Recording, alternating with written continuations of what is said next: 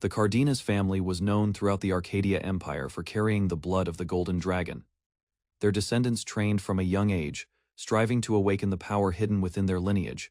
At the family's training grounds, young members competed to display their abilities. A blond boy moved confidently through the field, defeating one opponent after another, with clean and efficient strikes. His performance quickly drew attention from the surrounding trainees.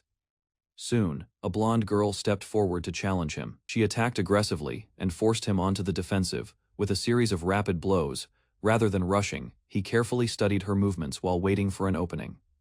As the exchange continued, he noticed a weakness in her attack pattern. The moment appeared, and his wooden sword slipped past her guard in a swift counterattack.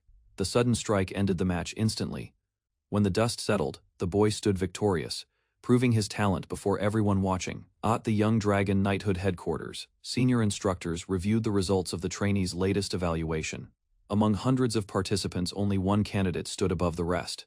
William Cardenas, ranked first, had defeated the second and third-ranked trainees without allowing either to land a single hit. The instructors considered granting him the special grade immediately. However, one of them urged patience and pointed out another participant who had yet to receive proper attention. That trainee was Leonard Cardenas, ranked 25th. Unlike the heirs of the main branch, Leonard came from a branch family and entered the trial with little recognition. Even so, he had defeated every opponent he faced and climbed rapidly through the rankings. Although William remained the strongest trainee, Leonard's rise attracted growing interest. In a short period, the blond young man advanced from rank 263 to rank 25, accomplishing something few trainees had ever achieved. News of Leonard Cardenas's rapid rise reached the observers overseeing the training grounds. While the top-ranked trainees received most of the attention, Leonard's progress sparked growing curiosity among the instructors. Not long after, a higher-ranked trainee sought him out. Confident in his superior position, the challenger confronted Leonard and attempted to overwhelm him with pressure alone. The gap in rank seemed significant, but Leonard remained calm and showed no sign of backing down. The duel began with an explosive attack. Energy surged across the battlefield as the challenger rushed forward, expecting a quick victory. Instead, Leonard analyzed the movement and responded instantly. His sword cut through the incoming assault with precise timing, disrupting the attack before it could take effect. Momentum shifted in a single exchange. The higher-ranked trainee lost control of the battle and was thrown off balance. Standing firm amid the aftermath, Leonard proved once again that his true strength far exceeded the rank displayed on his uniform. The duel intensified as Leonard faced a stronger opponent whose attacks carried overwhelming force. Blue energy surged around the trainee's blade, and each strike shook the battlefield. Many observers expected Leonard to be pushed aside. Instead, Leonard remained focused. He blocked, evaded, and carefully studied every movement. Although his opponent possessed greater raw power and far more experience, Leonard refused to be pressured into mistakes. As the exchange continued, he identified several weaknesses hidden behind the fierce attacks. The trainee relied heavily on strength and speed, leaving openings whenever his momentum carried him forward. Leonard began exploiting those flaws, forcing the battle into a rhythm he could control. The difference in power was obvious, yet the gap in judgment was even greater. While his opponent fought with confidence alone, Leonard relied on timing and precision. Step by step, he turned the duel in his favor and prepared to seize the decisive opportunity. The battle reached its final stage as Leonard pressed forward without hesitation. His movements became sharper, forcing his opponent to retreat for the first time. Surprise spread among the spectators as the trainee ranked 25th overwhelmed the top-ranked contender. Moments later, Leonard slipped through a gap in his opponent's defense and launched a decisive strike. The attack shattered the balance of the duel and sent his rival reeling backward. With the fight decided, Leonard stood victorious. The observers watched in stunned silence, while the fallen favorite struggled to accept defeat. What seemed impossible at the beginning of the match had become reality, and Leonard's remarkable rise reached a new milestone. A fierce battle unfolded beneath a crimson sky as Ren, the legendary Sword Emperor, faced a powerful enemy. Both warriors pushed their abilities to the limit, shaking the battlefield with every exchange. Despite his overwhelming skill, Ren gradually realized that victory remained out of reach. Heavy injuries accumulated as the fight dragged on. Even after drawing upon every technique he possessed, he failed to close the gap between himself and his opponent. The harsh reality became impossible to ignore. Rather than surrendering, Ren accepted the outcome with calm determination. His rival acknowledged his strength and the dedication that had brought him so far. Respect replaced hostility as the battle neared its conclusion. Eventually, Ren collapsed onto the shattered ground, his strength exhausted. Regret lingered in his final moments, not because he had lost, but because he could no longer continue pursuing the peak of swordsmanship he had spent his life chasing. Leonard awoke beneath a moonlit sky, confused by unfamiliar memories, and a strange sense of déphage. Before he could understand what had happened, several trainees approached and mocked his condition. Their taunts quickly escalated into violence as one of them launched an attack. Instinct took over. Leonard raised his arm and stopped the strike without thinking. Even he was surprised by the speed and precision of his reaction. The attackers hesitated, but another trainee rushed forward with a wooden sword. Rather than retreating, Leonard moved naturally, as though his body remembered techniques his mind had forgotten. He deflected the incoming blow, seized control of the exchange, and countered with a clean strike. Within moments, the aggressor was sent crashing to the ground. Silence followed as the surrounding trainees stared in disbelief. Standing over his fallen opponent, Leonard began to realize that something within him had fundamentally changed. The trainees could not believe what they were seeing. Moments earlier, Leonard had stood alone against multiple opponents, yet he defeated them with ease. Every movement felt natural, as though years of experience guided his body. Confusion spread among the onlookers as the quiet trainee displayed strength far beyond his rank. Meanwhile, fragments of unfamiliar memories continued surfacing in Leonard's mind. Visions of a crimson moon, a ruined battlefield, and a white-haired swordsman appeared with increasing clarity. The scenes felt distant, yet strangely personal. As the memories connected, the truth finally emerged. The swordsman was Ren, the legendary sword emperor who had fought until his final breath in another world. His experiences, techniques, and regrets had somehow crossed into Leonard's life. Standing beneath the night sky, Leonard accepted the impossible reality. He had not merely inherited memories. He was the reincarnation of Ren, carrying the legacy of the Sword Emperor into a new life. After accepting the memories of the Sword Emperor, Leonard began examining the limits of his new body. Every movement reminded him that his current strength was far below the level he once possessed. Even so, he no longer felt discouraged. The knowledge and techniques gained from another life gave him a clear path forward. The following day, rumors of the previous night's incident spread throughout the training hall. Several trainees discussed how Leonard had defeated opponents ranked far above him, disrupting the established order among the students. While many struggled to understand his sudden rise, Leonard remained focused on training. Confidence replaced uncertainty as he prepared for future battles. Elsewhere, news of his performance reached an influential senior trainee. Intrigued by the reports, the upperclassman decided to investigate personally. Rather than relying on rumors, he intended to evaluate Leonard's ability with his own eyes and determine whether the rising trainee truly deserved the attention. The memories of Ren revealed the mistake that had limited his growth in his previous life. He had built his internal energy foundation too late, wasting the ideal years needed to develop it properly. Determined not to repeat that failure, Leonard immediately began training. Seated alone, he guided mana through his young body and carefully reshaped his foundation. The process demanded intense concentration, but the result exceeded expectations. For the first time, he possessed a constitution capable of handling far greater power. Morning arrived with renewed confidence. While eating in the training hall, Leonard reflected on the path ahead and the mysteries surrounding the Cardenas bloodline. His unusual appetite even caught the attention of nearby trainees.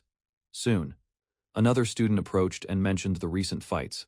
Leonard listened quietly, no longer concerned with rumors or rankings. His focus remained fixed on becoming stronger and accomplishing what Ren had never been able to achieve. During a meal in the training hall, Leonard learned that his recent victories had attracted significant attention. Several influential trainees were forming alliances, hoping to strengthen their positions before future competitions. The balance of power among the students was beginning to shift. One trainee approached Leonard with information about the growing factions. He explained that some of the highest-ranked students were gathering supporters and expanding their influence throughout the training grounds. Joining a group would provide protection and valuable connections. Leonard listened carefully but showed little interest. Having inherited the memories of the Sword Emperor, he had no desire to tie himself to any faction. Strength earned through personal effort mattered more to him than political games. Even so, he appreciated the warning and thanked the trainee for the information. Later that day, while walking through the academy grounds, Leonard was approached by another influential student. A new encounter was about to begin. Leonard was summoned by the trainee ranked first, but he showed no interest in becoming involved with the factions competing for influence. Before he could leave, several students took offense to his attitude and challenged him. One trainee rushed forward, expecting an easy victory. Leonard avoided the attack effortlessly and countered with nothing but his bare hands. A single movement shattered the wooden sword and left his opponent stunned. The surrounding students froze in disbelief. Even those with much higher ranks could not understand how someone ranked so low possessed such overwhelming skill. Nevertheless, another challenger stepped forward and refused to back down. Leonard accepted the challenge without hesitation.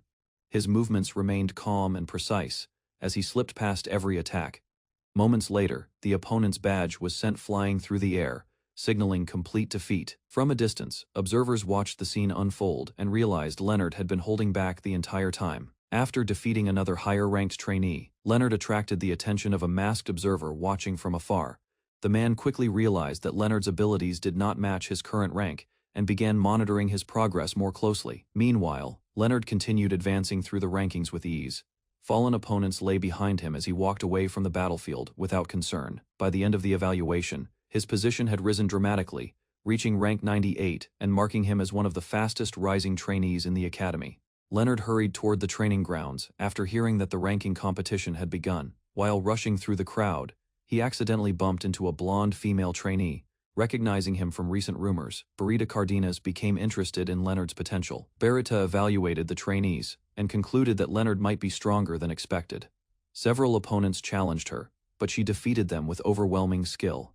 As the battle ended, Barita continued searching for capable recruits for her squad. Leonard refused to join another group and questioned whether rankings truly represented strength. Using quick reactions and sharp judgment, he outmaneuvered several opponents. A decisive move allowed Leonard to seize the number 25 badge. After witnessing the result, Barita acknowledged Leonard's promotion to rank 25. Her attention shifted to the unusual energy flowing throughout his body. The strange phenomenon convinced her that Leonard possessed rare talent. Barita examined Leonard more closely and identified a clairvoyant ability. According to her assessment, the trait allowed him to sense hostile intent before attacks occurred.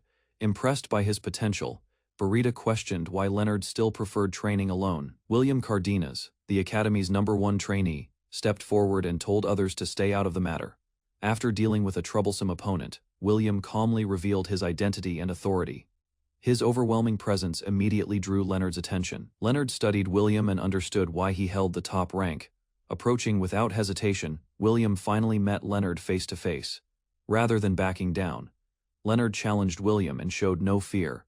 Barita laughed after witnessing Leonard's bold attitude toward the Academy's strongest trainee. She admitted that nobody had ever treated William so casually before. While discussing squad formation, Barita became even more curious about Leonard's character.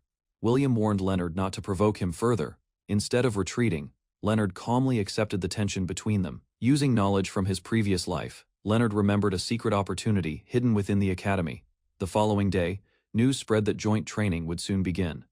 Elsewhere, instructors gathered to discuss an unusual situation that had occurred during squad formation.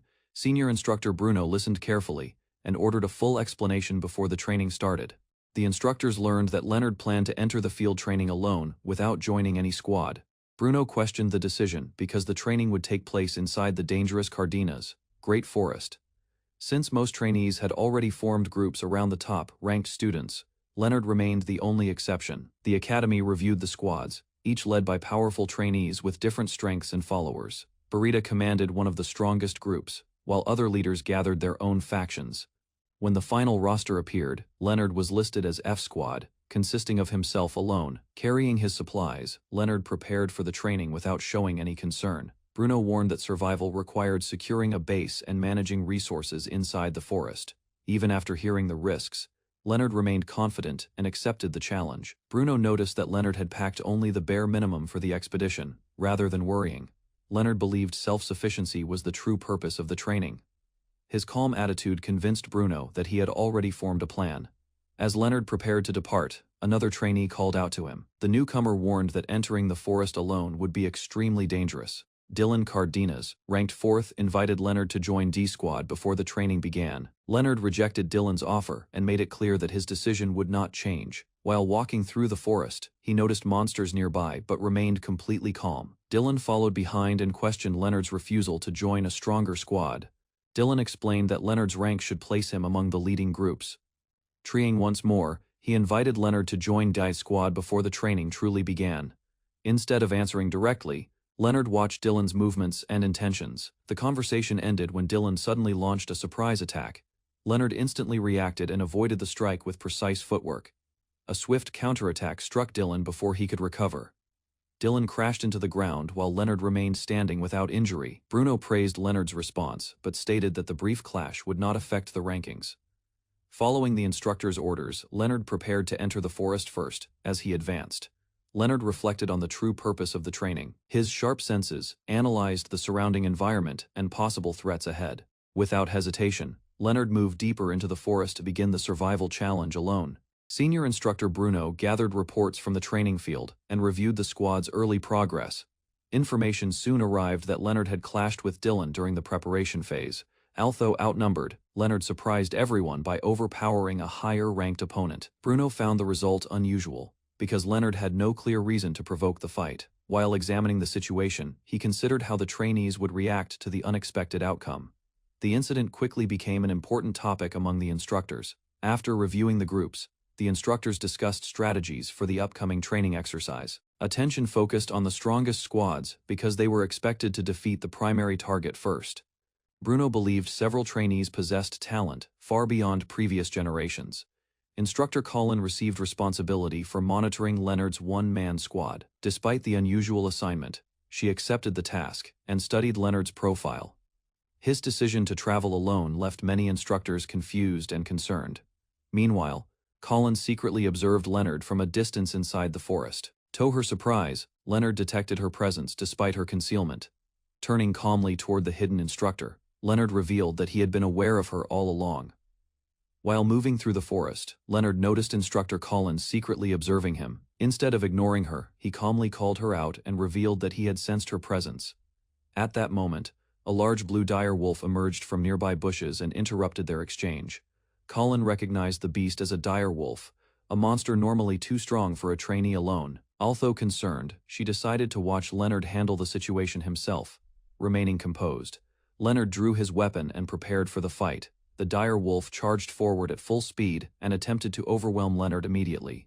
Rather than retreating, Leonard slipped past the attack with precise timing. A quick counterstrike landed on the beast, forcing it to pull back in pain. Angered by the injury, the dire wolf unleashed a stronger attack and stirred up powerful winds. Leonard observed the movement carefully and remained surprisingly calm. His confidence grew as he identified a weakness in the monster's pattern. Calculating the risk, Leonard chose a dangerous approach instead of a safe defense. With a sudden burst of speed, he rushed directly toward the monster. Passing through the wolf's attack range, Leonard closed the distance and prepared a decisive strike. Leonard avoided the dire wolf's attack and moved into a favorable position. Observing from nearby, instructor Colin was surprised by his calm reactions during the battle. A sudden movement from the wolf created an opening that Leonard immediately exploited. The dire wolf rushed forward again, expecting to overwhelm Leonard with speed. Instead of retreating, Leonard used a simple command and controlled the beast's momentum. Moments later, the monster surrendered and accepted Leonard as its master. Colin was shocked that Leonard had tamed a dire wolf during a training exercise. After considering the situation, she allowed him to keep the beast under strict conditions. Leonard accepted the rules because they matched his original plan. With the battle finished, Leonard warned the wolf not to cause trouble for other trainees. His attention shifted to the next stage of survival training inside the forest.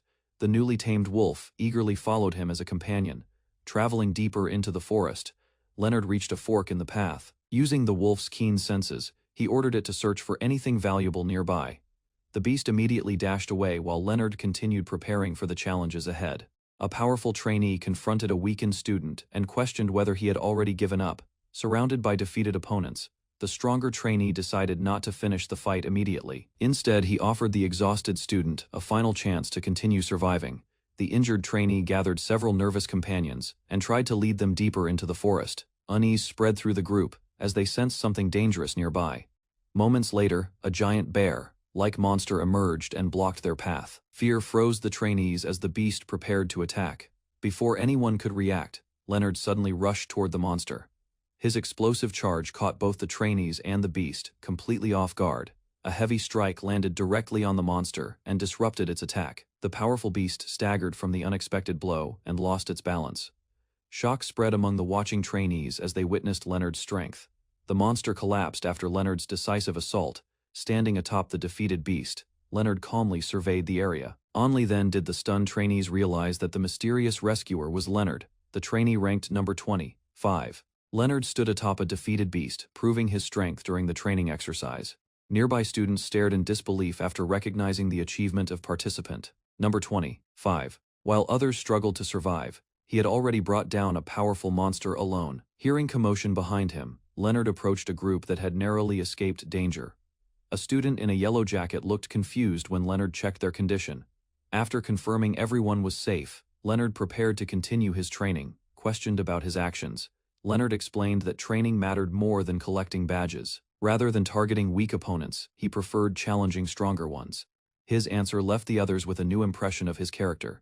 The rescued student expressed gratitude for avoiding elimination. Leonard awkwardly accepted the thanks and tried to dismiss the praise. Suddenly, an unfamiliar presence caused everyone to stop and look around.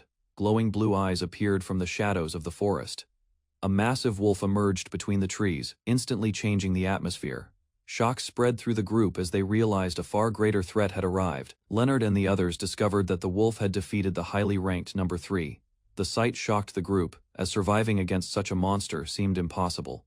Even so, Leonard remained calm while the wolf stood quietly beside him. Observing the wounds, Leonard concluded that the beast responsible was extremely rather than taking badges. He suggested the group claim the reward themselves.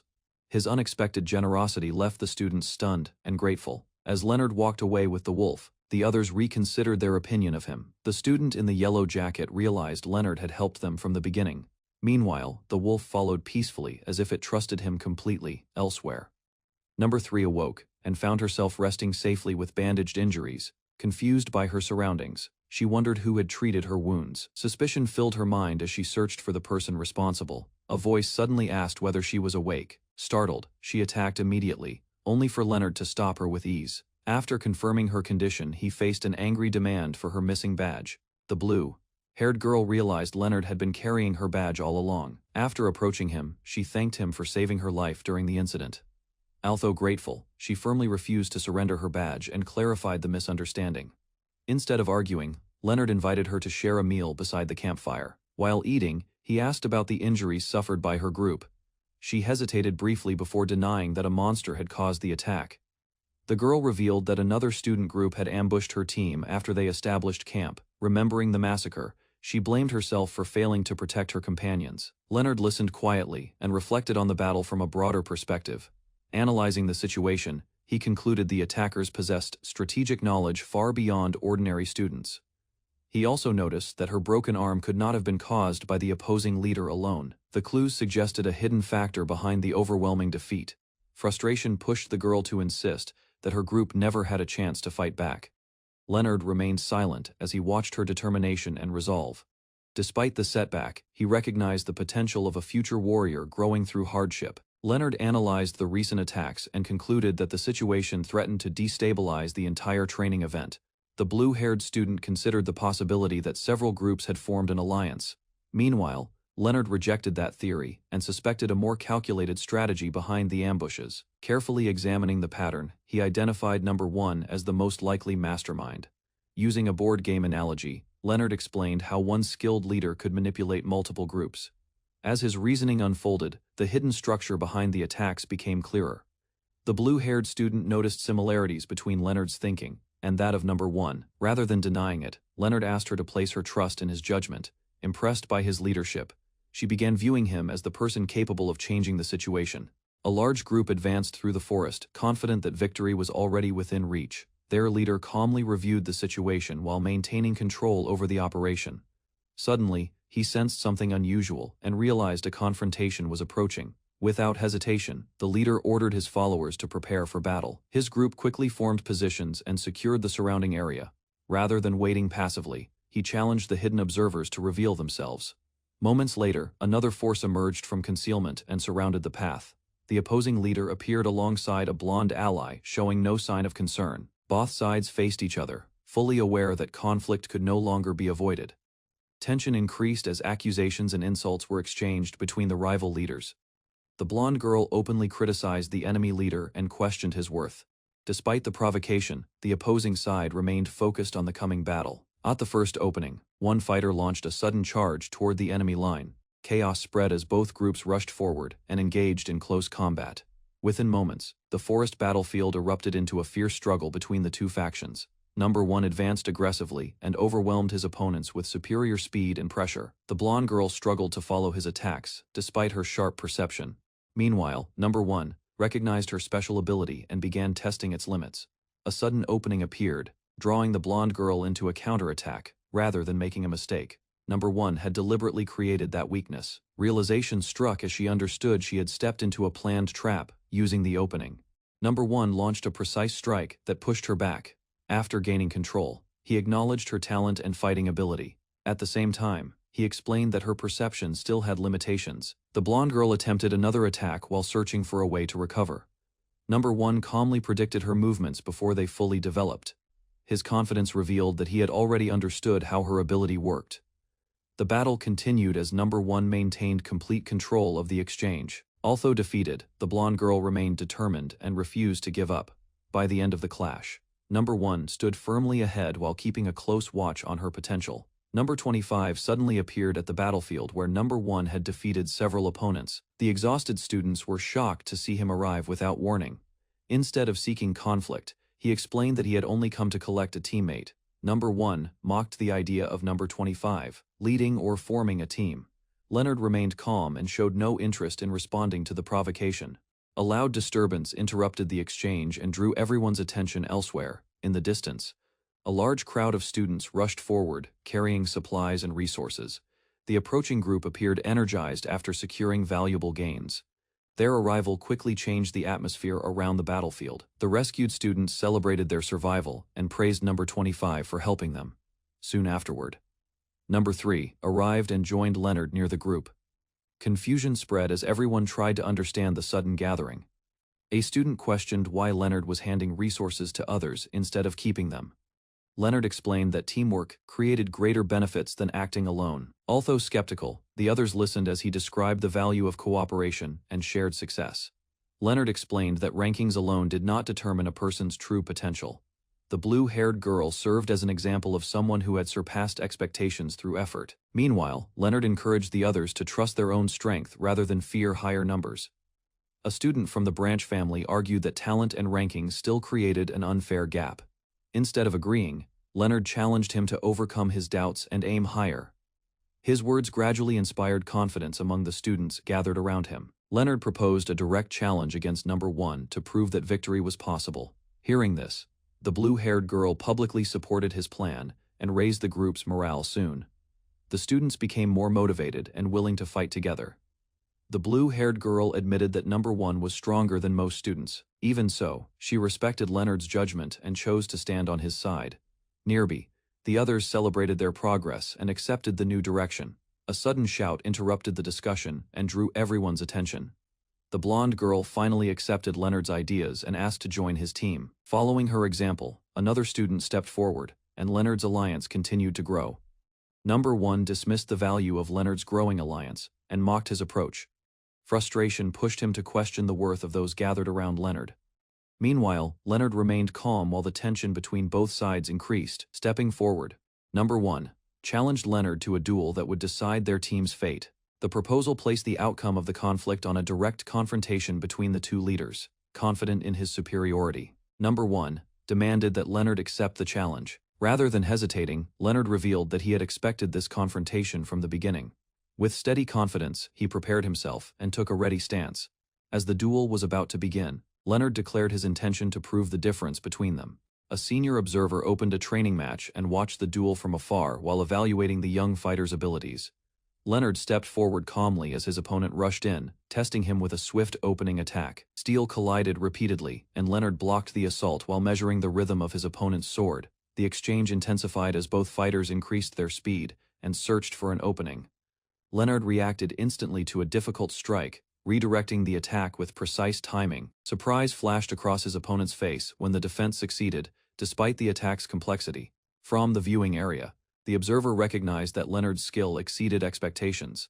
Another fierce clash followed, yet Leonard remained composed under continuous pressure. The observer concluded that the young swordsman relied on far more than physical strength. A special trait awakened, surrounding Leonard with a powerful sword aura. Then he launched a series of sharper and faster attacks. Momentum shifted as his opponent struggled to keep pace with the sudden increase in power. Leonard pressed forward relentlessly and forced his opponent onto the defensive. A decisive exchange followed as both swords met with tremendous force. The clash ended with Leonard gaining the advantage. The opponent demanded to know why Leonard had hidden his true ability until now. Without hesitation, Leonard chose to answer through his sword rather than words. A powerful lineage trait emerged, forcing the opponent to acknowledge Leonard's strength. The opponent released a massive slash that tore through the ground. Confident in his position, he warned Leonard not to underestimate him. Leonard calmly studied the attack and recognized its origin. Blue energy surged around the opponent as he prepared a stronger technique. Leonard assessed the situation and abandoned every option except attack. Firm resolve filled his eyes as he moved to break through. A sudden burst of speed carried Leonard across the battlefield. The opponent reacted late and struggled to track the movement. Their swords collided repeatedly, sending shockwaves through the area. Leonard slipped through an opening and landed a clean strike. Nearby observers were shocked by his control of the battle. Superior technique and experience gradually pushed the duel in Leonard's favor. The spectators noticed Leonard was gradually closing the distance while hiding his true objective. His opponent finally realized the gap between them was shrinking and became visibly unsettled. Before the opponent could react properly, Leonard slipped into a dangerous position and declared the battle decided. A swift counterattack erupted as Leonard redirected the momentum of the duel. The strike sent his opponent backward and disrupted his balance. Without slowing down, Leonard pursued and prepared to finish the exchange. Shock spread across the opponent's face as he understood the situation too late. A powerful sword technique manifested above him, creating overwhelming pressure. Leonard remained composed and watched the final move unfold. The opponent attempted one last desperate attack to reverse the outcome. Even so, Leonard calmly avoided the danger and maintained control. A faint smile appeared as he recognized victory was already secured. The opponent admitted defeat after realizing he could no longer continue. Excitement spread among the spectators as the winner became clear. The observer looked on with surprise, impressed by Leonard's unexpected performance. Leonard revealed that defeating number 1 had cleared away a burden he had carried for a long time. The defeated student listened quietly as Leonard reflected on his past obsession with being the strongest. Their rivalry ended with mutual respect rather than resentment. The opponent dismissed the topic and acknowledged that the duel had been worthwhile. Leonard accepted the praise and helped him back to his feet. A handshake marked the end of their fierce competition. Inside the camp, the observers struggled to believe that number 1 had actually lost. Shock spread among the trainees, as the result became impossible to deny. The captain viewed the outcome as surprising but highly satisfying. With the outdoor training concluded, students gathered around Leonard in excitement. Several trainees praised Squad E and acknowledged Leonard's achievement. The crowd celebrated while discussing the unexpected victory. The captain reflected on Leonard's performance throughout the training exercise. Satisfied with the result, he prepared the group for their return. Before leaving, he issued a new assignment connected to the approaching Academy Festival. As night fell, Leonard spent time with the giant wolf that had accompanied him during training. Although he had to leave the next day, he promised he would return in the future. The wolf responded warmly, and Leonard decided to give it a proper name before departing. During the return trip, several squad members unexpectedly gathered in the same carriage. Questions quickly arose about why so many top-ranked students had ended up together. Each person offered a different reason, while Leonard quietly listened to the conversation. The group joked about how much Leonard had changed since climbing to number 1. Embarrassed by the teasing, he tried to ignore their comments. Leonard reminded everyone to focus on the upcoming Academy Festival. Attention shifted to a special reward prepared for outstanding participants. The reward was connected to a mysterious substance capable of enhancing a swordsman's growth. Curiosity spread through the carriage as everyone listened to the explanation. A deeper secret was revealed regarding the origin and purpose of the reward. The substance was tied to an ancient power that could greatly influence future development. Hearing this, the students realized the Academy Festival would be far more important than expected. Inside the carriage, the group began discussing the secret young dragon knights and their role in training elite fighters.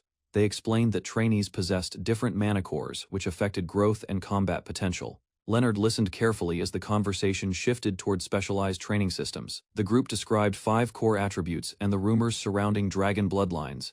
Attention focused on the rare single core type, which was considered the most efficient. Several students proudly claimed superior talent, while others treated the topic with skepticism. Leonard quietly recalled knowledge from his previous life and compared it with the explanation. He realized that possessing multiple cores could create serious disadvantages. The discussion revealed how resources became divided among several attributes. Examples were given to show how single core users advanced faster than others. Training efficiency dropped whenever resources had to be spread across multiple cores. The students gradually understood why rare talents were valued so highly. The conversation turned toward Leonard's unusual strength, despite his lower starting rank. Others argued that effort alone could not explain his rapid progress.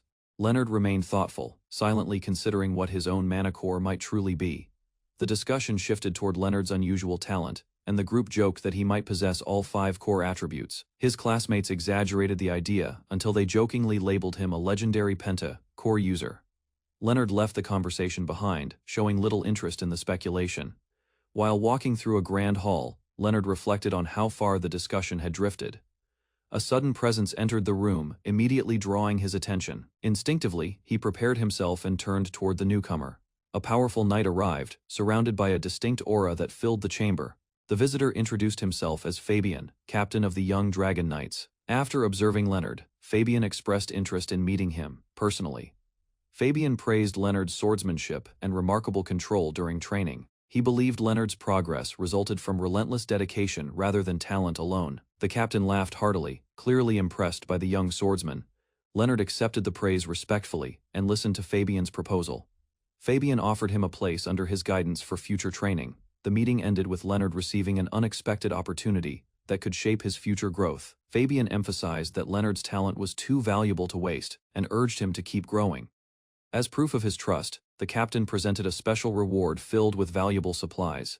He then granted Leonard the freedom to choose his own path moving forward. Fabian led Leonard into a mysterious training space, hidden beyond ordinary facilities.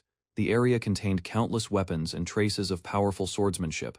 Leonard listened closely as Fabian explained the purpose of the place. Fabian described a dangerous region where monsters and beasts constantly fought for survival.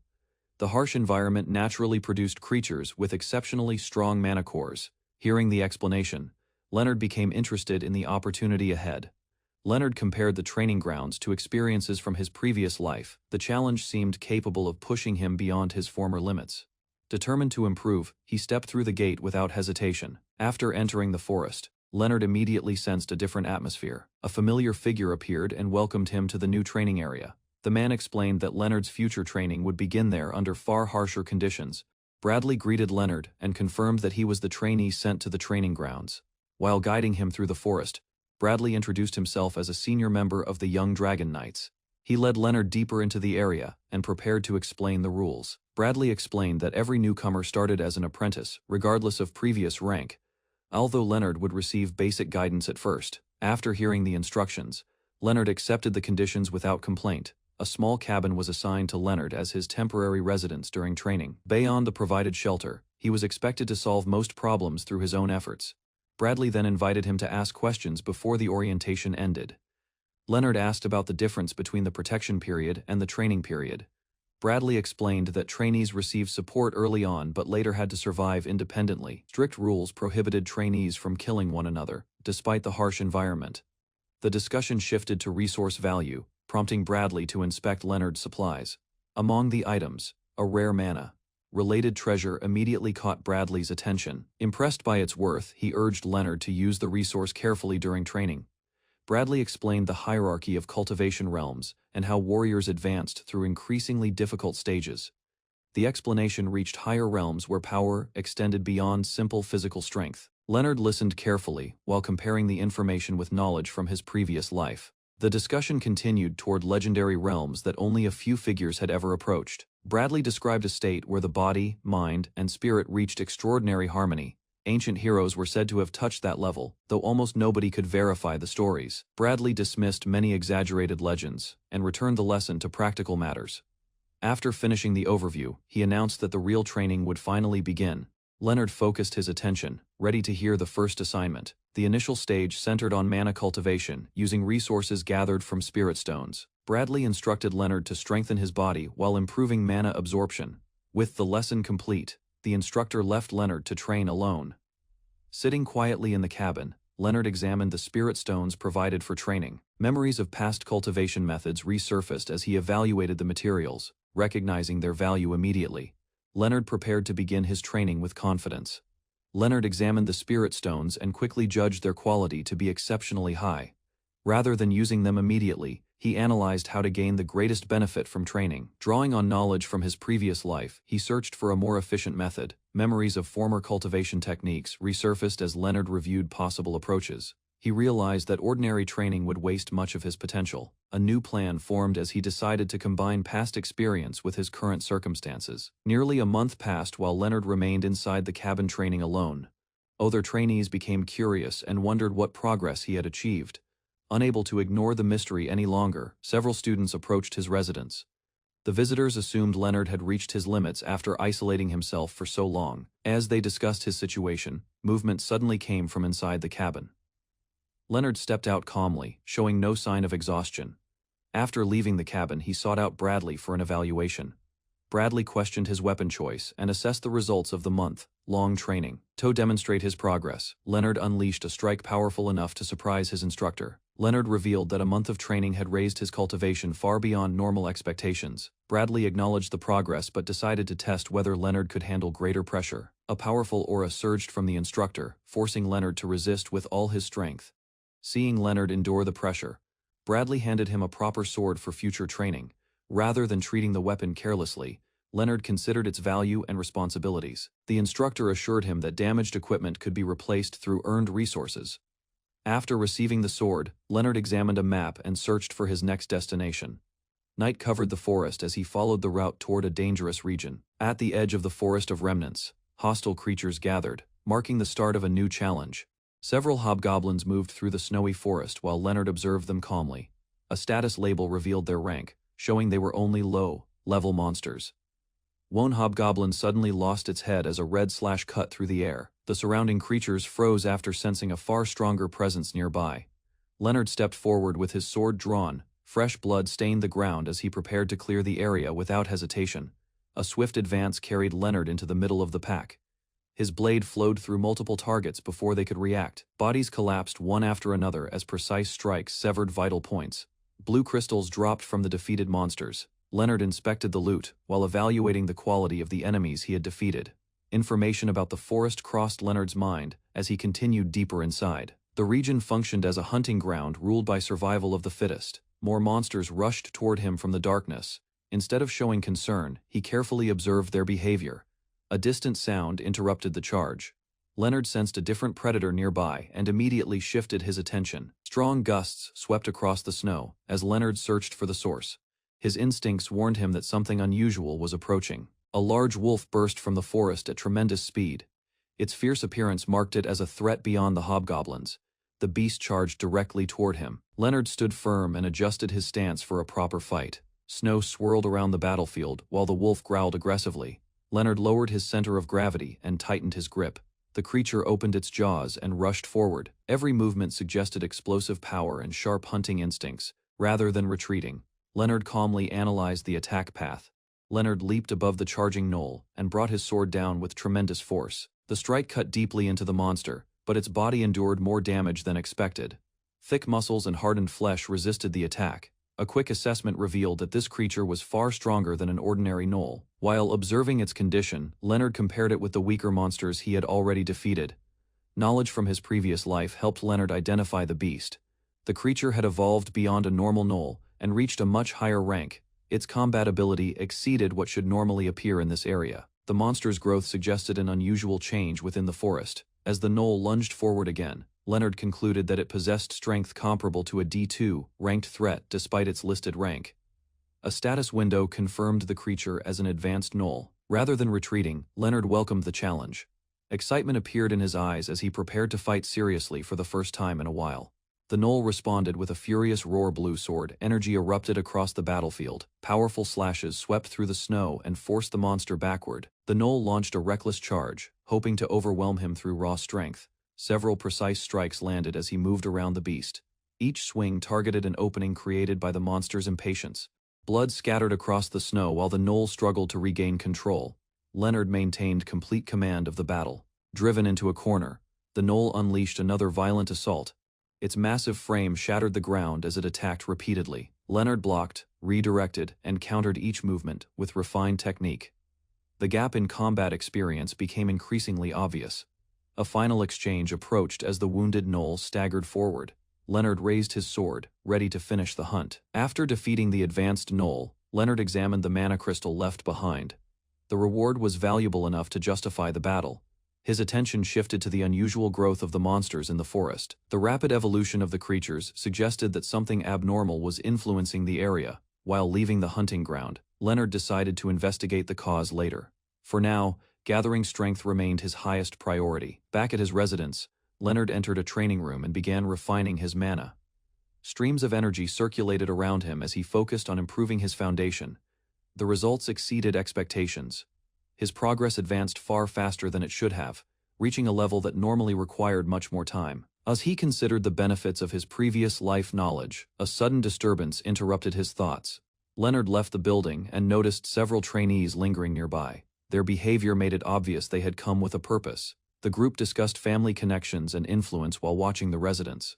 They seemed interested in someone associated with the powerful Cardenas family. Rather than approaching directly, they continued observing from a distance. Leonard quietly listened while remaining out of sight. The trainees eventually moved closer to the building. Their curiosity grew as they exchanged rumors about Leonard and his reputation. One of them used a bucket as an excuse to approach the entrance. The group hoped to gather information without attracting suspicion. From behind the door, Leonard immediately realized their true intentions. Their attempt at secrecy failed to fool him. Hidden from view, Leonard observed the visitors. Through a narrow opening, their actions revealed more than their words ever could. Careful observation allowed him to recognize their faces and attitudes. He quickly judged their personalities and motives. Instead of exposing himself, Leonard remained silent and watched them leave. The encounter provided useful information about the people around him. While training alone inside his residence, Leonard decided to test a special technique he had learned from his previous life. Carefully activating the art, he manipulated the flow of mana across his face. The technique gradually altered his appearance and hid his true identity. Memories of his former life guided the process. A different face slowly emerged as the transformation reached completion. Moonlight covered the mountain as Leonard inspected the results of the disguise. The new appearance was convincing enough to avoid suspicion. Satisfied with the outcome, he examined his altered features and adjusted the final details. After completing the transformation, Leonard prepared to borrow another identity for a time. His next plans would be carried out under a different name and appearance. 3 months later, Leonard entered Bone Mountain Swamp and moved at high speed through the dangerous region. His training had taught him to erase his presence while traveling. Every creature in the swamp possessed mana and heightened senses. Because of that, he advanced carefully and avoided unnecessary attention. Rather than charging forward recklessly, Leonard observed the surroundings and searched for suitable prey while remaining hidden. A group of lizard-like monsters appeared among the swamp waters. Leonard quickly identified them and adjusted his route toward them. Using the terrain for movement, he leaped across trees and descended from above. The monsters failed to notice his approach. A powerful strike landed before the creatures could react. The sudden attack threw the swamp monsters into confusion. One monster was cut down immediately as Leonard continued his assault. The battle remained completely under his control. Several survivors attempted to surround him from different directions. Their movements revealed experience gained from hunting in the swamp. A loud screech echoed through the area as another creature rushed in. Leonard instantly shifted his attention toward the new threat. The attacking beast relied on speed and aggressive charges. Leonard calmly analyzed its habits while avoiding direct hits. Precise swordsmanship overwhelmed the monster's simple attacks. Moments later, a valuable spirit stone dropped from its body. After collecting the reward, Leonard calculated that he had gathered enough materials for the next stage of cultivation. His thoughts turned toward advancing beyond a major boundary. The process required far greater resources than expected. Despite his progress, Leonard realized that breaking through too early would create unnecessary risks. Careful preparation remained essential. With a new objective in mind, he left the battlefield and headed deeper into the wilderness. The search for stronger opportunities continued. While searching for a safe place to attempt his breakthrough, Leonard discovered a hidden field deep within the forest. The area appeared isolated from the outside world. Numerous spirit plants filled the ground, revealing an unusually rich source of energy. Their presence suggested that a valuable location was hidden nearby. A large troll stood guard near the cave entrance. Leonard immediately recognized it as the protector of the area. Suddenly, another powerful creature emerged from the surroundings. A lightning-covered lycanthrope rushed toward the troll with overwhelming force. Blue electrical energy surged across the battlefield as the beast attacked. The unexpected appearance caught Leonard's attention. Observing from a distance, he realized the wolf, like monster, possessed an elemental affinity. Its strength far exceeded ordinary swamp creatures. The troll answered with brute force and shattered the ground beneath its feet. Massive chunks of earth flew through the air during the clash. Lightning and stone collided repeatedly as both monsters exchanged powerful attacks. Neither side showed signs of retreating. Leonard remained hidden and carefully watched the battle. The conflict created an opportunity he could use to his advantage. As the fight intensified, Leonard decided not to interfere. His true goal remained the cave behind the troll. The ongoing battle distracted both monsters from their surroundings.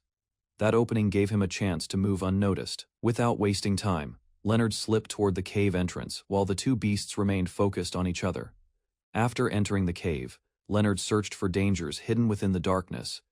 Surprisingly, the interior was completely silent.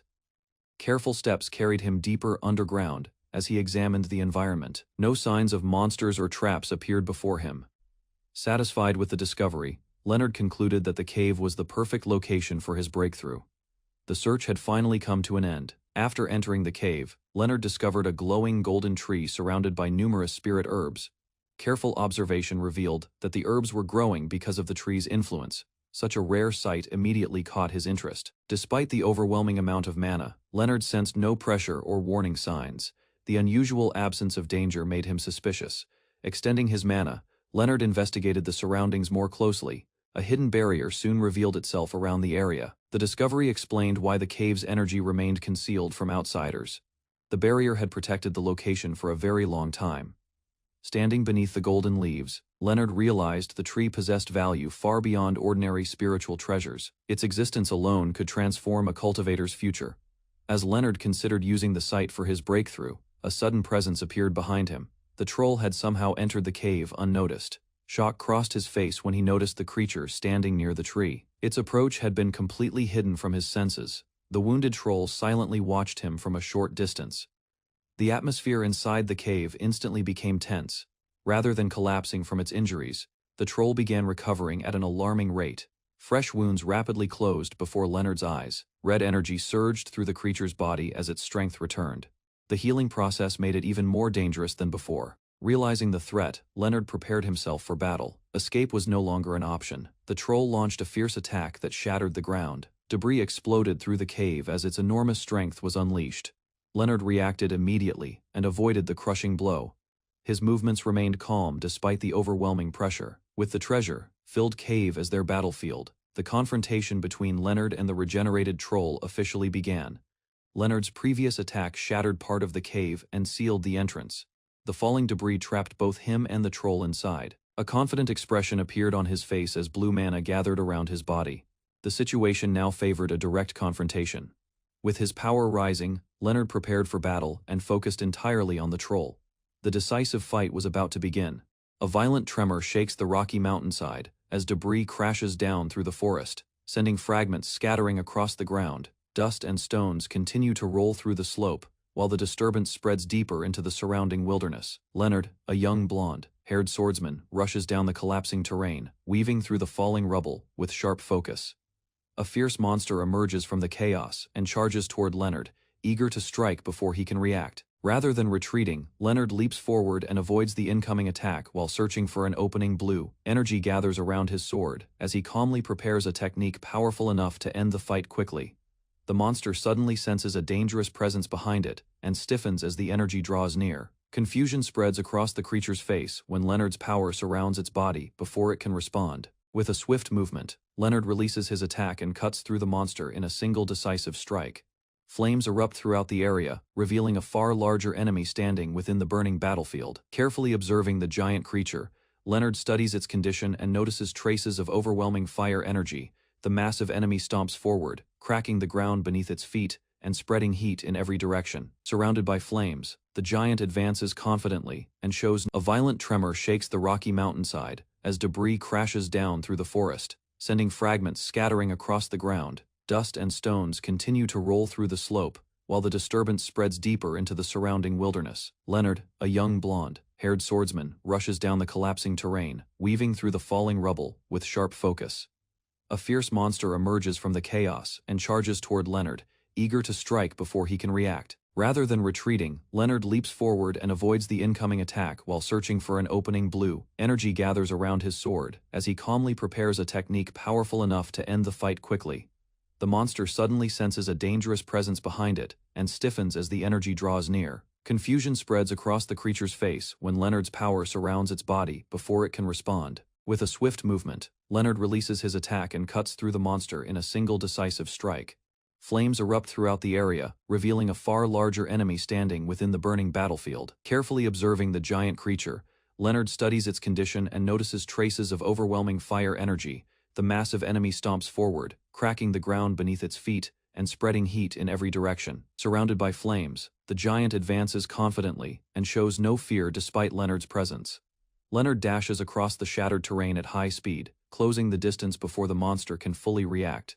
Keeping his eyes fixed on the target, Leonard waits for the perfect opportunity to finish the battle with one strike. The giant monster charged through the burning battlefield and tried to crush Leonard with its overwhelming size and strength. Instead of retreating, Leonard accelerated across the shattered ground and slipped into the creature's blind spot. Recognizing the perfect opening, Leonard launched himself upward and prepared a decisive attack at close range.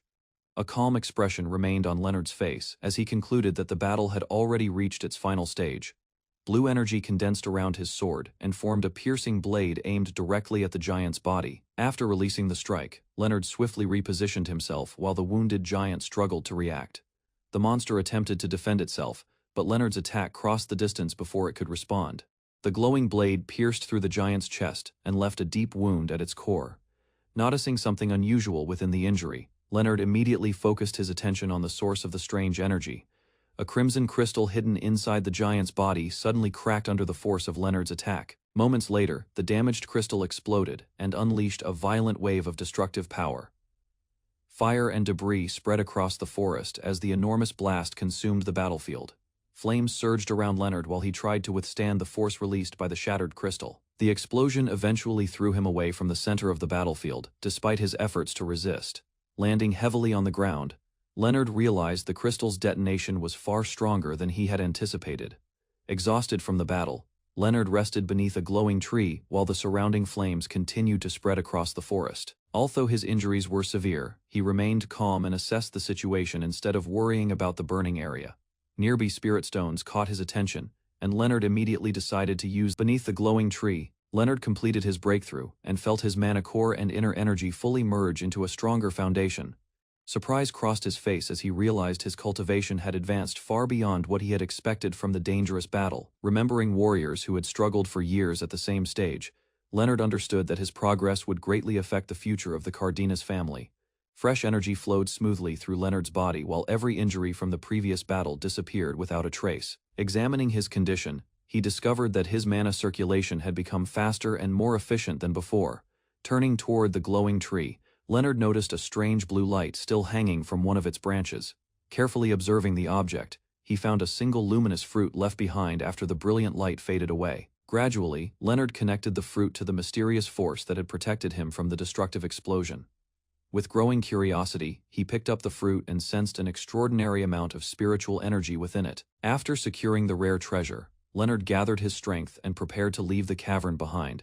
Before departing, he silently expressed gratitude toward the tree that had preserved his life during the catastrophe. Moments later, he accelerated through the cave at remarkable speed and headed toward the surface. Racing across the forest, Leonard discovered that his newly gained power was difficult to control because of its sudden growth. Soon afterward, he arrived near the area where members of the Cardenas family had been searching for him. Seeing the familiar figures in the distance, Leonard decided to compose himself first before explaining everything that had happened inside the cave. After leaving the cave, Leonard noticed several Cardenas trainees gathered near the opened entrance and quietly approached them.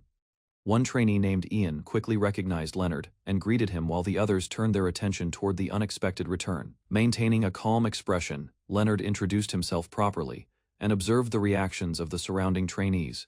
Curious about Leonard's abilities, Ian proposed a sparring match after hearing about his recent sword training. Although surprised by the sudden challenge, Leonard politely accepted and prepared himself for a friendly duel. Confident in his own experience, Ian led Leonard to an open area while secretly planning to demonstrate the strength of a Cardenas knight. The match began, but Leonard moved first and closed the distance before Ian could organize a proper defense. A single movement disrupted Ian's balance and sent him flying backward through the air in complete confusion. Before anyone could process what happened, the spar ended instantly with Ian admitting defeat after being overwhelmed.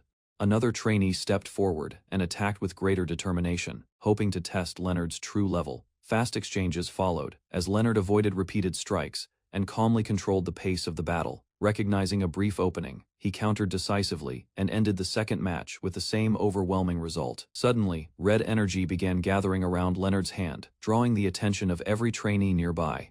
Confusion spread among the spectators as they realized the power resembled an advanced technique far beyond ordinary training. Looking at the unusual energy covering his hand, Leonard quietly concluded that the changes caused by his recent breakthrough were still affecting his body. After the sparring session, Leonard admitted that he had underestimated the value of training and began viewing his fellow trainees differently. Rather than acting proud after his victories, he showed respect toward Ian and expressed interest in future practice sessions.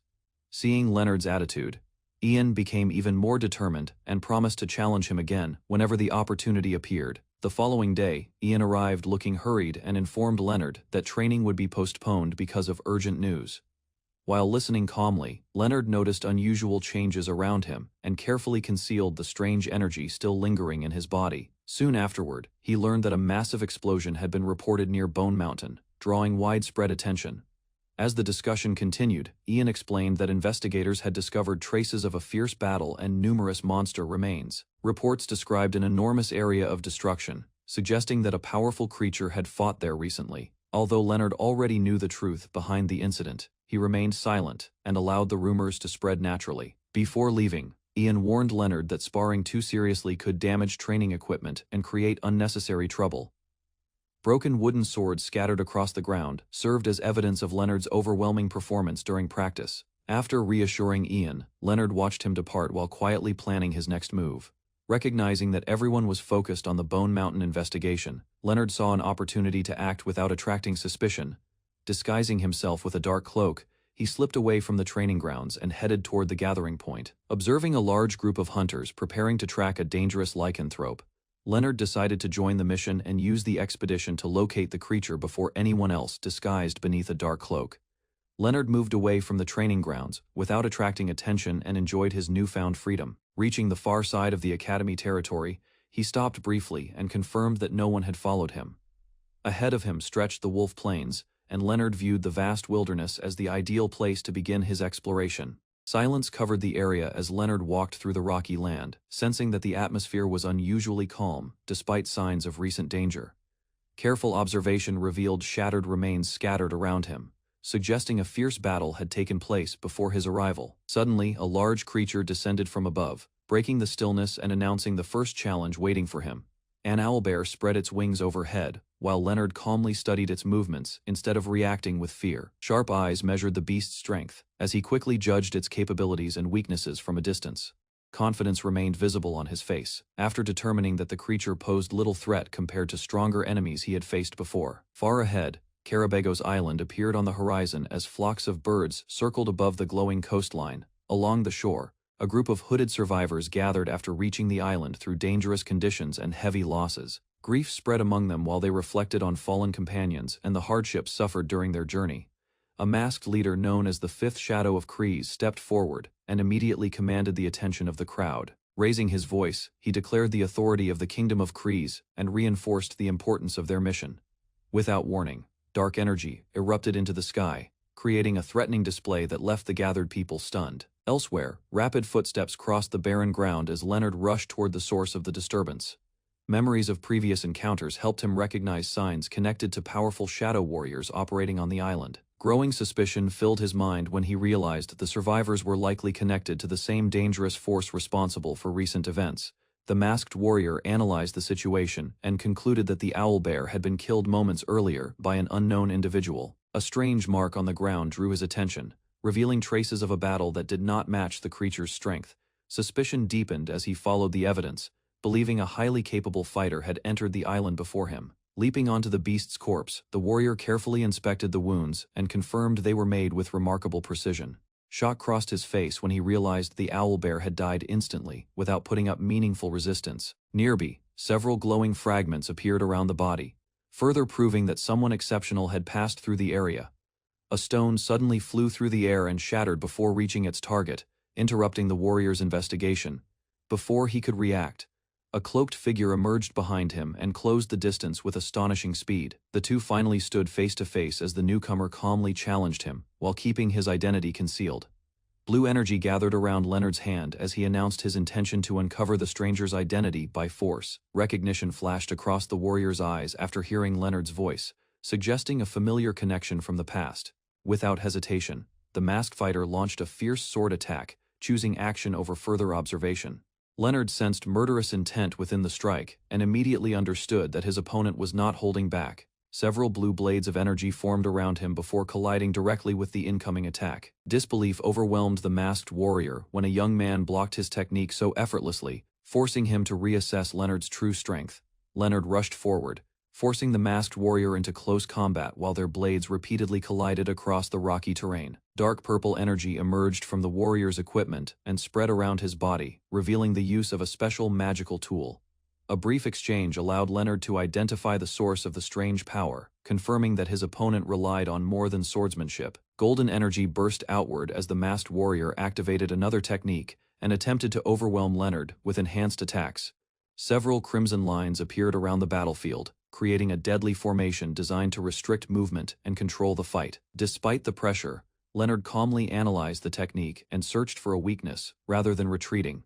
A violent clash erupted between their weapons, as Leonard pushed forward and matched the warrior's strength head-on. Moments later, chains of dark energy surrounded Leonard and sealed his movements within a magical prison.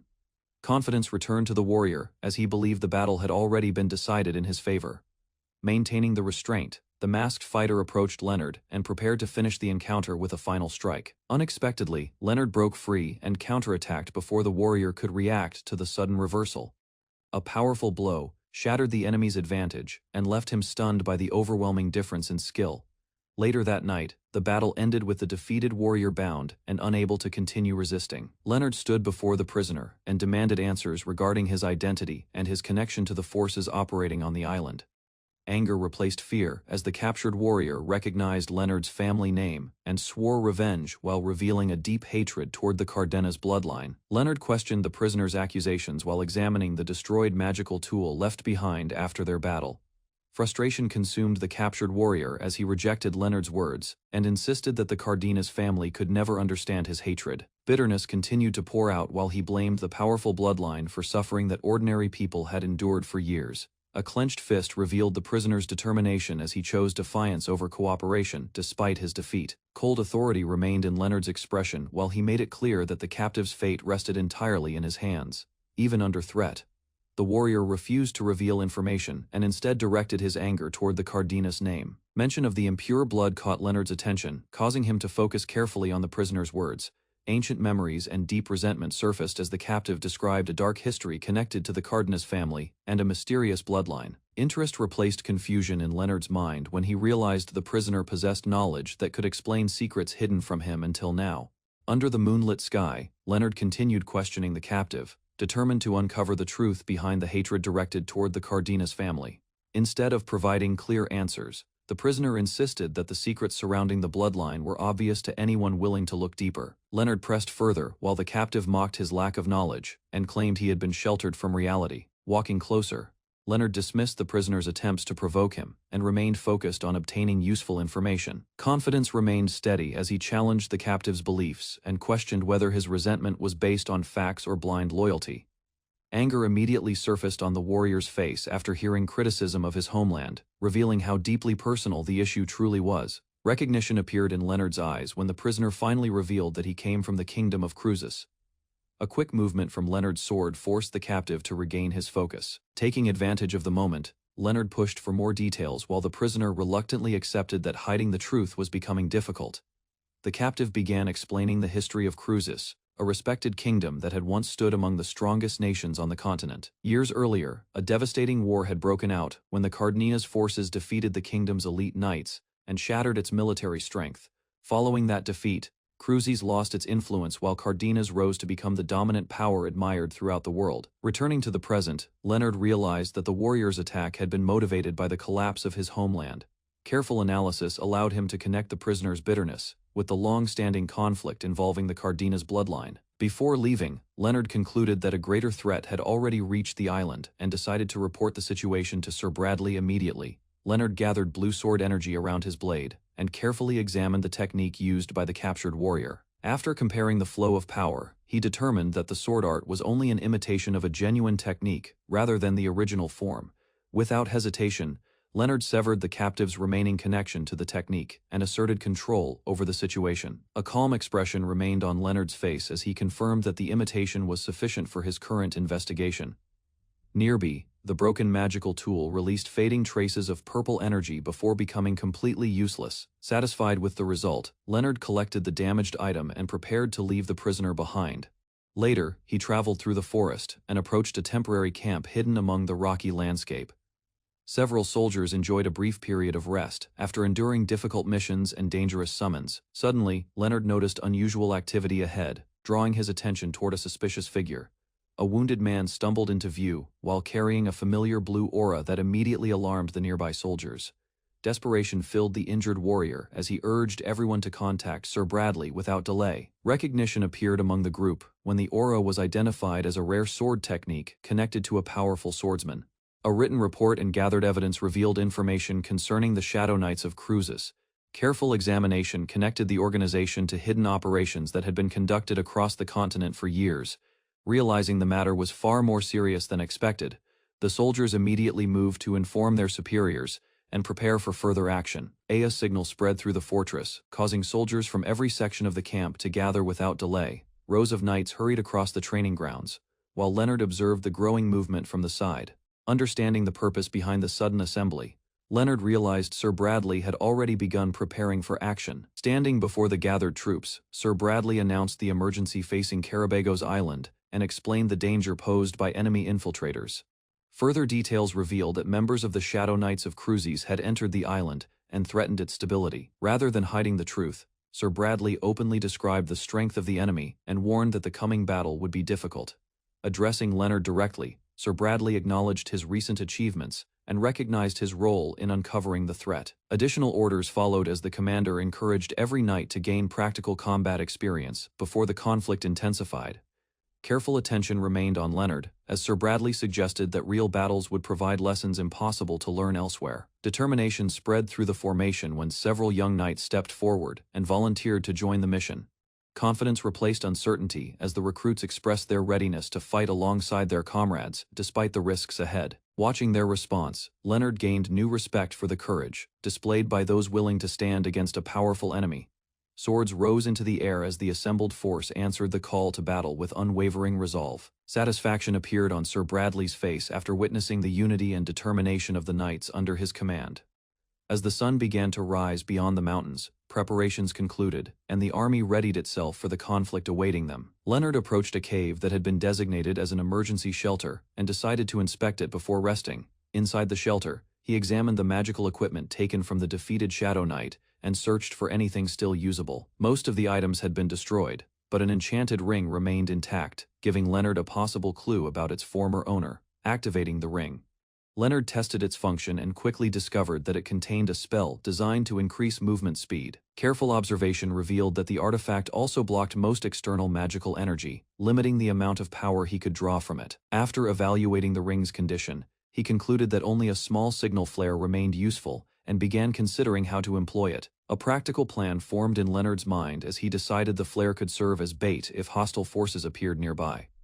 Leaving the shelter, he moved swiftly through the area while preparing himself for possible encounters with hidden enemies. Determination strengthened within him as he resolved to stop the Shadow Knights' activities and prevent them from acting freely on the island. Leonard sprinted across the valley after receiving a reinforcement signal, realizing nearby allies were in immediate danger. While running, he sensed that the enemy had not yet noticed the incoming support force and decided to seize the opportunity. Determination filled his mind as he accelerated toward the battlefield, intending to stabilize the situation before it worsened. In Lion's Valley, a violent purple eruption burst from the ground and struck several fighters without warning. The survivors were horrified when an A-rank manticore emerged from the chaos, revealing the source of the devastating attack. Fear spread among the group as they realized the monster's strength was far beyond what they could handle alone. The manticore unleashed another destructive blast, tearing through the battlefield and inflicting heavy casualties. Remaining fighters retreated while trying to protect one another, knowing that staying in place meant certain death. Even so, they assessed the situation and believed victory might still be possible if enough A-rank warriors joined forces. A fighter suddenly noticed a fast-moving figure approaching the battlefield through the blood-filled haze. Leonard arrived in a flash of blue lightning and immediately cut through multiple threats surrounding the survivors. Shock spread among the fighters when they discovered that 3 enemies had already been eliminated before anyone noticed his arrival. The exhausted survivors stared in disbelief as Leonard stepped forward and took control of the battlefield. Calmly observing the scene, he recognized that panic and confusion had prevented the others from making proper decisions. Before the enemy could react, Leonard struck with overwhelming precision, leaving his opponents stunned, and proving that the battle had entered a completely different stage. Leonard stopped the distracted fighters and reminded them that the true enemy was still standing before them. His attention remained fixed on the manticore rather than the surrounding chaos. The enormous beast stepped forward, revealing its intimidating form and radiating a pressure that dominated the battlefield. Purple energy gathered around the monster as it prepared another attack, signaling that the real battle was only beginning. Instead of rushing in, Leonard calmly observed the creature and analyzed its appearance. The manticore's body displayed features taken from several different monsters. While approaching with both swords ready, he noted that monsters were usually classified by their heads and wondered about the creature's unusual nature. To everyone's surprise, the manticore responded to his presence and identified him as a human. Leonard found it strange that a monster could speak and understood that this opponent possessed intelligence far beyond ordinary beasts. The manticore declared its intention to kill him if they fought, displaying complete confidence in its own strength. Rather than showing fear, Leonard concluded that the creature could also evaluate the power of its opponents and accepted the challenge. Recalling information about the battlefield, Leonard recognized that the manticore had already judged another powerful fighter as a serious threat. That realization convinced him the monster's warning carried some truth, though he remained skeptical of trusting a creature's words. When the manticore questioned his courage, Leonard stood his ground and silently prepared for combat. Confidence showed in Leonard's actions as he drew a sword from his pack and positioned himself for battle. A brief warning escaped the manticore before its massive body launched forward with overwhelming force. Watching the charge without panic, Leonard calmly acknowledged the attack and prepared to meet the monster head. Leonard reacted the moment the manticore charged, releasing streams of blue sword energy to intercept the attack before it could reach him. Multiple slashes crossed through the battlefield and struck the monster head, forcing it to halt its advance. Recognition flashed across the manticore's face as it realized Leonard understood a weakness that others had failed to notice. Without slowing down, Leonard unleashed another sequence of sword techniques, sending waves of energy crashing into the giant creature. Careful observation allowed him to confirm his suspicion that the monster's power was connected to a green crystal hanging from its body. The battle shifted instantly when a precise strike severed the crystal and sent it flying away from the manticore. As the crystal spun through the air, a cloaked swordsman suddenly appeared and caught it before it touched the ground. Holding the crystal, the newcomer calmly examined it while revealing knowledge that ordinary fighters should not have possessed. Before anyone could react, he unleashed a massive green sword aura that swept across the battlefield toward Leonard. Leonard immediately understood that the swordsman was connected to the strange crystal and the events surrounding the manticore. The powerful attack tore through the ground, but Leonard avoided the worst of the impact by moving away at the last moment. Rather than pursuing recklessly, he analyzed the situation and concluded that escaping the incoming attack was the wiser choice. The cloaked swordsman watched Leonard's movement and admitted that very few people could have avoided that technique. Dust and shattered earth spread across the valley as the destructive force carved a huge scar into the battlefield, standing unharmed beyond the attack's reach. Leonard faced the mysterious swordsman and prepared for an even greater confrontation. The cloaked swordmaster observed the battlefield and concluded that his mission had already succeeded, despite the unexpected resistance. Several swords stood embedded across the ruined ground, while he calmly accepted the losses suffered during the operation. Without showing concern for the remaining battle, the swordmaster prepared to leave after achieving his objective. Far from the battlefield, Leonard arrived in a forest clearing after sensing a disturbance and quickly searched the area. His attention shifted toward a severely wounded knight from the Cardenas family who had barely survived the attack. Recognizing that the man's condition was critical, Leonard approached to gather information before it became too late. The injured knight revealed that a single swordmaster had overwhelmed numerous intermediate knights within moments. According to the survivor, Several apprentice knights who participated in the search operation had also been captured and taken away. Hearing the report, Leonard immediately understood the scale of the incident and realized a larger threat was unfolding behind the recent attacks. Leonard listened to the wounded knight's report and learned that the captured apprentice knights had already been taken away from the area. Careful analysis led him to question how the enemy had moved so many prisoners while avoiding detection during the operation. The information suggested that the captives were being preserved for a specific purpose, convincing Leonard that a larger scheme was underway. Recalling his knowledge, Leonard identified a large-scale teleportation spell capable of transporting many people to a single destination. After connecting the clues, he concluded that the enemy had already completed their objective and reached the intended location. The injured knight confirmed that Sir Bradley was searching the region, but no one had yet discovered the captive's whereabouts. Determined to act quickly, Leonard used healing energy to stabilize the knight's injuries and restore enough strength for survival. Further details from the survivor revealed that the destination was likely hidden deep within a dangerous and isolated area. Unable to wait for reinforcements, Leonard decided that he would personally guide Sir Bradley to the suspected location. Elsewhere, Sir Bradley led a large group through the forest, while continuing the search for the missing apprentice knights. Frustration spread among the search party as no useful leads appeared, despite their efforts to track the kidnappers. A sudden presence interrupted the march, causing Bradley and his men to prepare for an unexpected encounter. Recognizing the approaching figure, Bradley focused his attention on the newcomer and demanded an explanation. Leonard arrived at high speed and pushed through the formation before the soldiers could react to his sudden appearance. Without wasting time, he signaled for Bradley to follow him, intending to lead the rescue force directly toward the captive's location. Leonard moved ahead of Sir Bradley's group and intercepted several incoming attacks, preventing the search force from being delayed. A few knights reacted with hostility toward the hooded figure, but Leonard quickly neutralized them without causing serious harm. After creating an opening, he continued forward at full speed and urged the others to follow his lead. Leonard warned Sir Bradley that the true enemy was about to reveal himself and that greater danger was approaching. Soon afterward, an armored figure appeared before the knights and calmly entered the battlefield, as if expecting their arrival. Sir Bradley immediately recognized the newcomer as someone connected to the recent chaos and confronted him directly. The knight leader accused the enemy of orchestrating the kidnappings and vowed to stop the operation before it progressed further. Instead of showing concern, the enemy remained confident and hinted that everything had already unfolded according to plan. A massive surge of green energy erupted across the area as the enemy declared that the rescue force had already fallen into a trap. The sudden display revealed that the enemy possessed teleportation abilities and had prepared an escape route long in advance.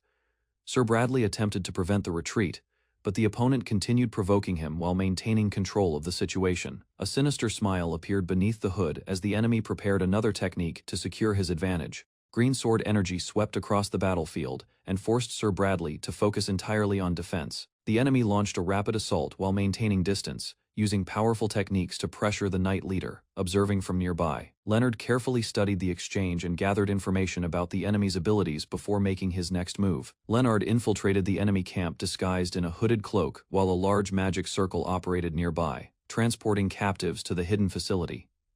Several guards remained focused on supervising the prisoners and failed to notice Leonard moving among them. After locating the hostages inside a large structure, he seized the opportunity to begin the rescue operation.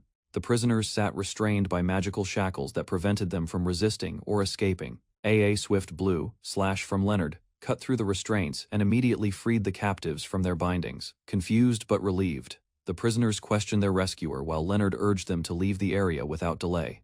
As more captives gathered around him, Leonard ensured that everyone was released before the enemy could discover the rescue. The former prisoners expressed gratitude after realizing that their lives had been saved from an uncertain fate. Satisfied that the hostages were secure, Leonard turned his attention toward the remaining enemies inside the camp. Standing alone in the hall, Leonard prepared himself for the next phase of the mission. After resolving the hostage situation, a calm smile appeared beneath his hood as he shifted from rescue efforts to eliminating the forces responsible for the kidnappings. Armed with both swords, he advanced deeper into the facility and searched for the enemy leaders. The moment hostile guards appeared, Leonard launched a rapid assault powered by blue sword energy. Multiple enemies were struck before they could organize a defense, leaving the interior of the camp in chaos.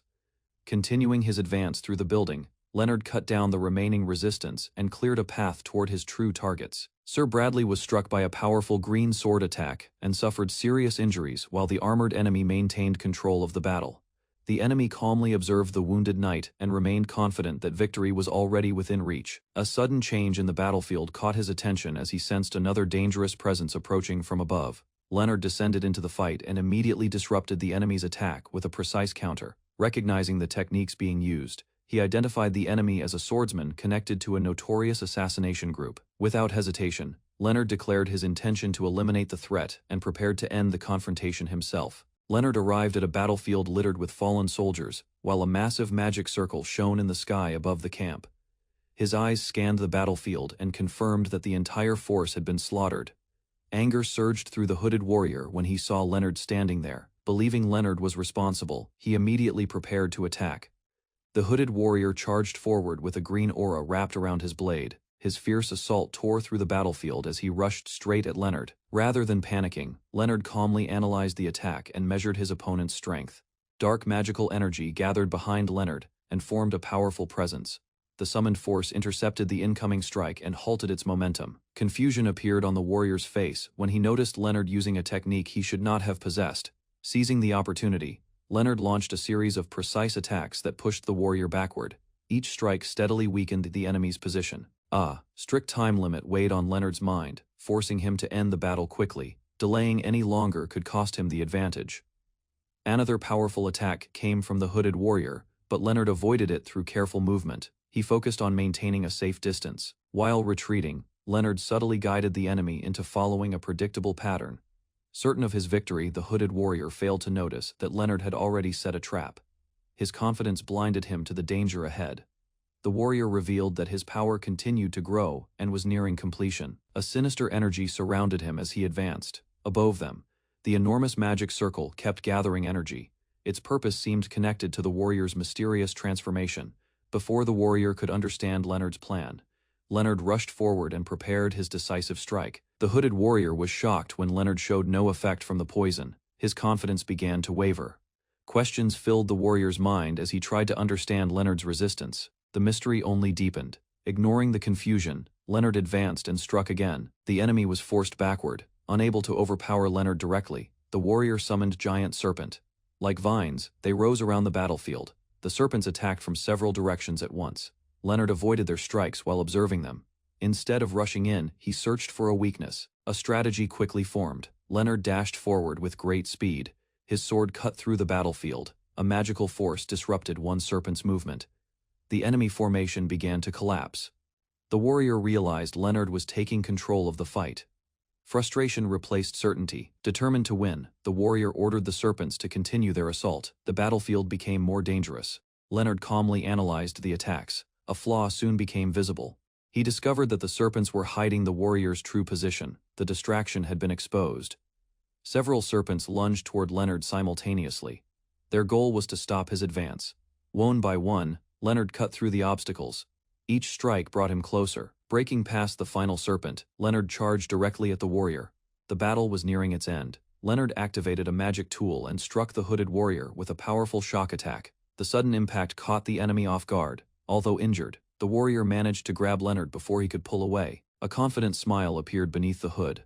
The warrior revealed that every action had been part of a plan to lure Leonard closer. At this distance, he believed victory was certain. Green energy gathered around the warrior as he prepared a final technique. He declared that Leonard's luck had finally run out. Before the attack could be completed, a red-caped commander suddenly appeared on the battlefield. His arrival interrupted the warrior's plan. The warrior froze in disbelief when he recognized the newcomer. Someone he thought was dead had returned. Without hesitation, the commander launched a swift attack and wounded the warrior. The surprise strike shattered his composure. Leonard revealed that the warrior had become so focused on him that he failed to notice the commander approaching. Confusion spread across the warrior's face as he struggled to understand how everything had turned against him. The commander approached Leonard and apologized for arriving late. His expression showed both relief and gratitude. He thanked Leonard for protecting the survivors and helping secure their safety. The battle appeared to be over. While speaking, the commander mentioned that he had many questions he wished to ask Leonard later. Exhausted from the fight, Leonard politely requested time to rest before answering anything. The commander readily agreed. As the conversation ended, Leonard believed the danger had finally passed. The battlefield grew quiet. Far away, the wounded warrior secretly survived and began gathering dark energy once more. Despite his defeat, he was not ready to give up. The wounded warrior suddenly revealed that he was still alive and launched one final attack. His body was unstable, but his determination remained strong. Before the commander could react, the warrior released a hidden curse. Like power, the unexpected attack targeted both the commander and Leonard. Alarm spread across the battlefield as the dark energy moved toward Leonard. The commander realized the enemy's true goal too late. Using the last of his strength, the warrior activated a forbidden technique. A strange spatial force formed around Leonard. Surprised by the sudden change, Leonard watched as the energy rapidly expanded. The surrounding space began to distort. Moments later, a massive pillar of light erupted and swallowed Leonard completely. The warrior's final move succeeded, leaving the battlefield in shock. Frances and her companions discovered that Leonard had been taken away through a mass teleportation spell. The incomplete magic left them unable to determine his destination. Regret weighed heavily on Frances as he realized the enemy had targeted Leonard instead. The situation felt far more serious than expected. Another officer concluded that Leonard's rapid growth and unusual abilities had likely made him a threat in the enemy's eyes. His strength had drawn dangerous attention. The group discussed Leonard's background and recent achievements. Even experienced knights found his progress difficult to believe. Attention soon shifted to House Cardenas, which appeared connected to many unanswered questions. The mystery surrounding Leonard continued to deepen. Determined to resolve the matter, Frances vowed to locate Leonard no matter where he had been sent. The search became his highest priority. Meanwhile, Leonard drifted through an unfamiliar space created by the teleportation spell. The strange journey eventually came to an end. After regaining consciousness, he found himself aboard a large ship surrounded by cargo and seawater. Everything around him felt unfamiliar. Curious about his surroundings, Leonard began examining the vessel. The movement beneath his feet confirmed that he was at sea. The gentle rocking of the ship helped Leonard understand where he was. His memories of the battle slowly returned. Before he could investigate further, Frances entered the room and noticed that he had awakened. Relief appeared on her face. Seeing Leonard conscious again, she prepared to ask about the strange events that had brought him there. Many questions remained unanswered. Frances explained that Leonard had been rescued after the incident. Her companion remained nearby, carefully observing him. Several concerns about Leonard's identity and circumstances quickly surfaced.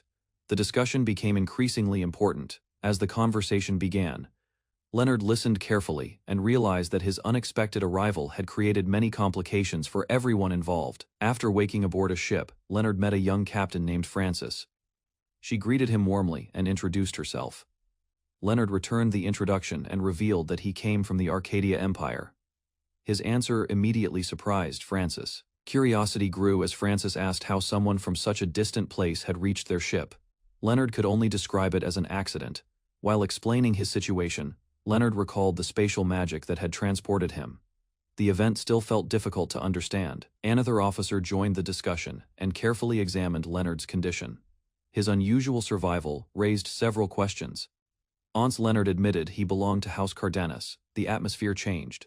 Both women became noticeably more cautious. The dark-haired officer warned that House Cardenas was involved in dangerous matters. She advised Frances to be careful.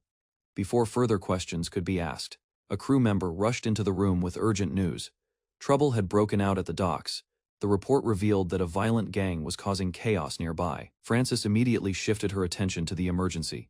Information about the gang leader quickly followed. The disturbance threatened an important meeting scheduled for that day. Although Frances wanted to continue speaking with Leonard, duty came first. The situation demanded immediate action. With visible reluctance, she prepared to leave and handle the crisis. Leonard remained behind to recover. Before departing, Frances assured Leonard that he was free to leave. Once he regained his strength, she also returned his belongings. Leonard quietly looked over his sword, clothes, and equipment while considering his next steps. The unfamiliar journey was far from over. As Frances headed toward the docks, Leonard wondered why she had chosen to help a complete stranger, despite the risks involved. After hearing Leonard's question, Frances explained that she helped him simply because he looked like someone in need. Her response left a strong impression on him. Silence followed as Leonard reflected on her words. The sincerity behind her actions was difficult to ignore. Soon afterward, Leonard called out to Frances and prepared to leave his room. He wanted to learn more about his surroundings. Reaching the deck, Leonard spotted Frances and the dark-haired officer speaking with a blonde man. Their meeting appeared tense from the start. The blonde man approached with a casual attitude and attempted to speak as if they were familiar. Neither woman welcomed his presence. Instead of backing down, the visitor continued provoking them. His behavior quickly revealed that he was connected to the trouble at the docks. The man was identified as Luciano Peterson, the leader behind the recent disturbance. His reputation explained the hostility directed toward him. Arguments followed as Luciano tried to justify his actions. Francis remained firm and refused to accept his excuses. Watching from nearby, Leonard realized the conflict involved more than a simple disagreement. Personal history existed between them.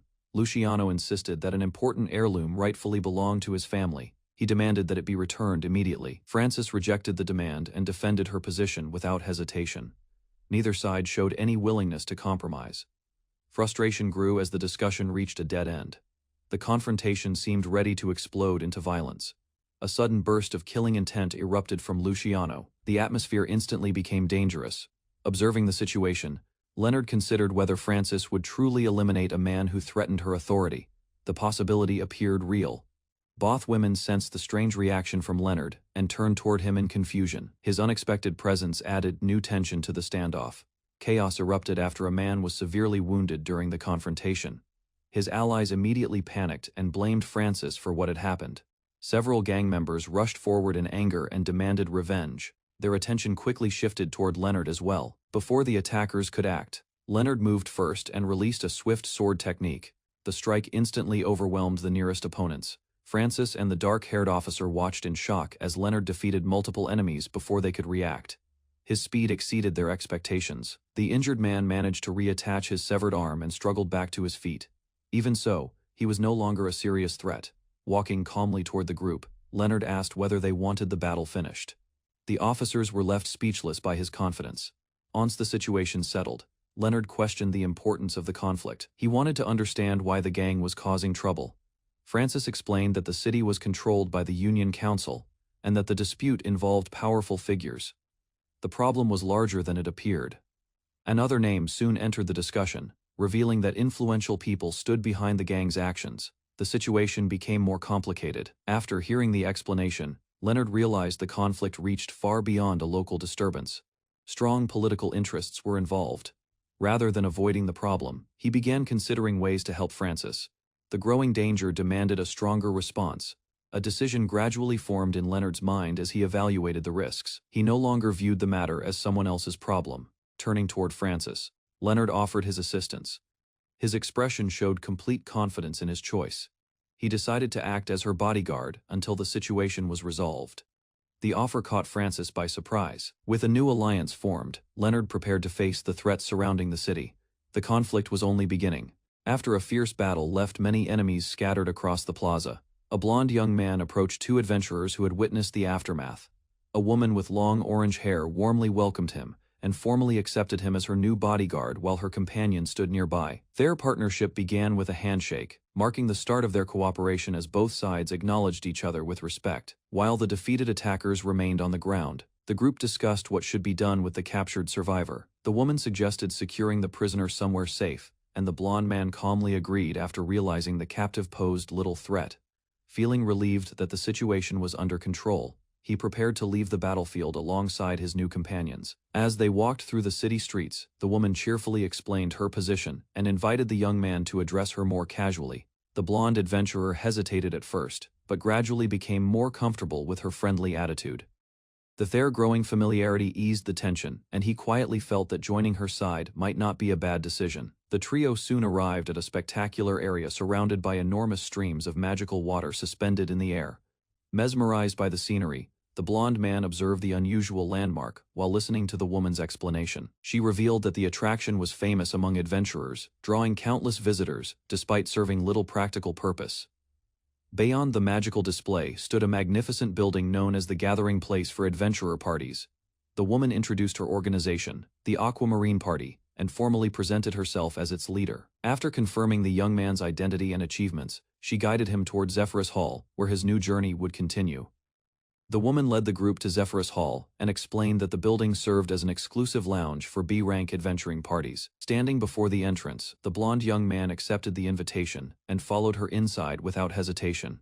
His first steps across the luxurious floor marked the beginning of his introduction to a higher level of adventurer society. Upon entering the grand hall, he was surprised by the lavish interior and realized Aquamarine held far greater status than he had expected. A staff member greeted the party and informed them that membership registration would proceed with the newcomer joining their group. Hearing that his membership count would immediately be recorded alongside the others, the young man briefly reflected on how quickly events had changed. The staff member asked about his specialties, hoping to record his abilities for official evaluation. Before he could answer, a nearby adventurer mocked the idea of testing someone who appeared to be only a low-level recruit. Although the insult drew attention, the woman remained calm and explained that such behavior was common from adventurers seeking easy targets. A large adventurer suddenly stepped forward and launched an unexpected attack, attempting to strike the newcomer in front of everyone. Without panic or wasted movement, the blonde young man intercepted the attack and reacted with precise speed. His blade stopped at the attacker's neck in an instant, leaving the entire hall stunned by the overwhelming difference in skill. The shocked staff member immediately recognized that the young man possessed abilities far beyond ordinary adventurers. When asked about his origins, he calmly revealed that he came from Arcadia and had recently arrived in the region. After mentioning the kingdom of Carias, he noted that it was the first country he had encountered since arriving, while the surrounding adventurers watched him with growing curiosity. The registration process was completed, officially making the blonde adventurer a member of the Aquamarine party. The party leader celebrated enthusiastically, relieved that her group had finally gained a new member after a long wait. Once everything was finished, she quickly regained her composure and prepared to move on to another important matter. After leaving the registration area, the party leader informed him that his membership in Aquamarine was now officially recognized. Her companion appeared exhausted by the captain's energetic behavior, while the captain herself remained cheerful and optimistic. Before ending the day, she thanked him for joining the party and asked if he could assist with a personal request.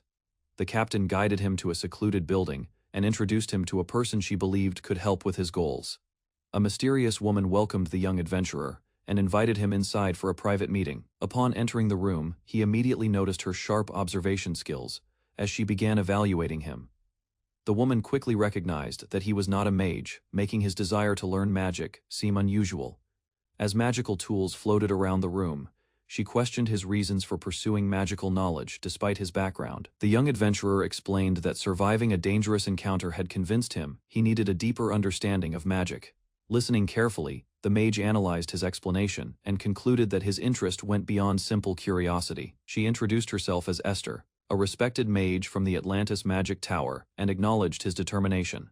Esther then explained that aura users often relied on special stones to strengthen their power, comparing the principle to how mana users enhanced magical abilities. While discussing magic with Esther, the young adventurer insisted that he wanted to learn magic directly rather than relying only on aura techniques. To test him, Esther activated a magical circuit and guided energy through a special crystal connected to his body. Watching carefully, she expected the process to reveal his limits, believing the experiment would quickly determine his potential.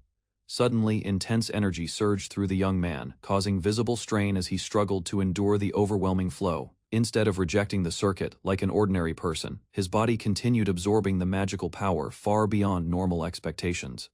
Realization struck Esther as the phenomenon intensified, leading her to suspect that his unusual constitution was responsible for the extraordinary reaction. A dense wave of blue magical energy drifted through the room as the unstable phenomenon gradually calmed. Nearby, a woman carefully observed the magical reaction while monitoring Leonard's condition. After confirming his state, Leonard calmly responded that he was fine. Although his appearance suggested fatigue, his expression revealed confidence rather than concern. A vivid magical image appeared around Leonard, revealing a heart surrounded by enormous streams of mana. Further inspection revealed an astonishing result. Leonard had managed to restore one of the damaged spells that had remained incomplete for a long time. Blue mana gathered around him as he activated the reconstructed spell. The successful demonstration immediately caught the woman's attention and deepened her curiosity. Leonard explained that many people had dismissed the spell as worthless because only fragments of its original structure survived. Hearing this explanation, the woman became visibly surprised. Restoring a damaged spell normally required knowledge far beyond the reach of ordinary magicians. Instead of hiding the truth, Leonard revealed that he could perceive broken sections within magical circuits and identify the missing portions needed for repair. Far from their location, the enormous Atlantis Magic Tower rose into the sky, standing as a symbol of magical authority and scholarship. Within the tower, countless books and documents floated through the air while researchers devoted themselves to studying magic. Among them stood Jack Russell, the chief elder of the Atlantis Magic Tower, and a respected 7th-tier magician known for his vast knowledge. Leonard and his companion formally introduced themselves after arriving before Jack Russell. The elder listened carefully as the visitors explained their identities and reasons for seeking an audience.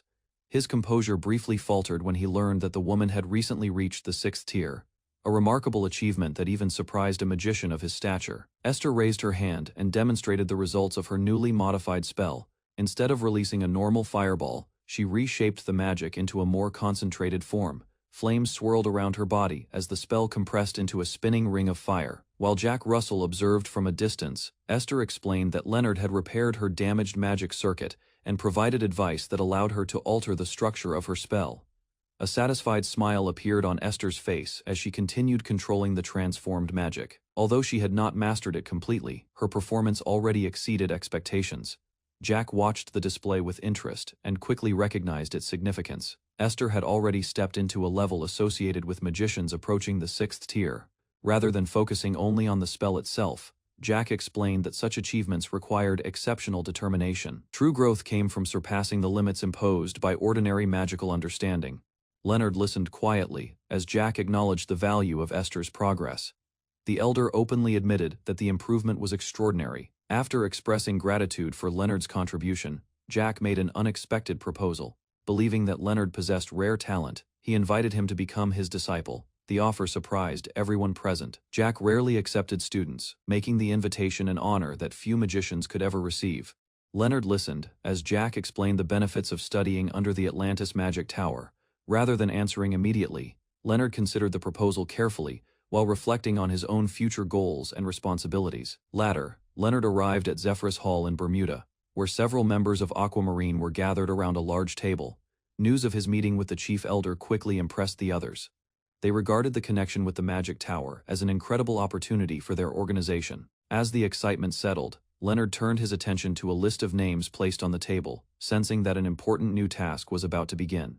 Inside Aquamarine's headquarters, Clara presented a list of candidates she wanted to recruit into their adventure crew. She believed expanding their membership was necessary if they wanted to take on larger missions in the future. As the discussion continued, the importance of strengthening the organization became clear.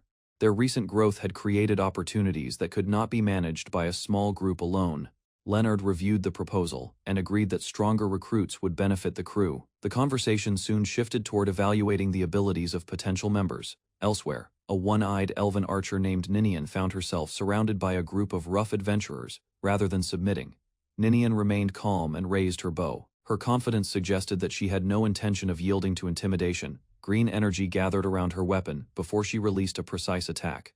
The hostile adventurers recovered and continued threatening her. They demanded payment and attempted to use her kidnapped sister as leverage. Despite the pressure, Ninian refused to surrender. Her determination only increased as the men continued their harassment. Before the situation could escalate further, Leonard stepped forward and declared that they had already crossed the line. A powerful burst of force swept through the room as Leonard intervened. The aggressors were unable to react before his movement disrupted their formation. Ninian watched in surprise, while the pressure around her suddenly disappeared. For the first time, the balance of power shifted in her favor. When she asked who he was, Leonard calmly introduced himself as a representative of the Aquamarine adventure crew. After the confrontation ended, Clara and the others thanked Ninian for hearing their proposal. Leonard invited her to consider joining Aquamarine, explaining that her talents would be valuable to the organization's future. Ninian listened carefully and became interested after learning about Leonard's ability to repair damaged magic circuits. Realizing how useful that knowledge could be, she began seriously considering the offer. Ninian prepared to leave after hearing rumors that Aquamarine was close to collapse. Several adventurers tried to discourage her from joining the crew. The group continued mocking Aquamarine while praising the strength and influence of Santa Maria. A large man identified as Commander Christopher Conrad stepped forward. His confident attitude showed that he considered his organization superior to its rivals. Leonard listened quietly as the situation grew more tense. The hostility toward Aquamarine became increasingly obvious. Meanwhile, Ninian remained firm despite the criticism. She showed no sign of abandoning her choice. Christopher directed his attention toward Leonard and openly challenged Aquamarine's value. Facing the pressure, Leonard stayed calm and prepared to respond.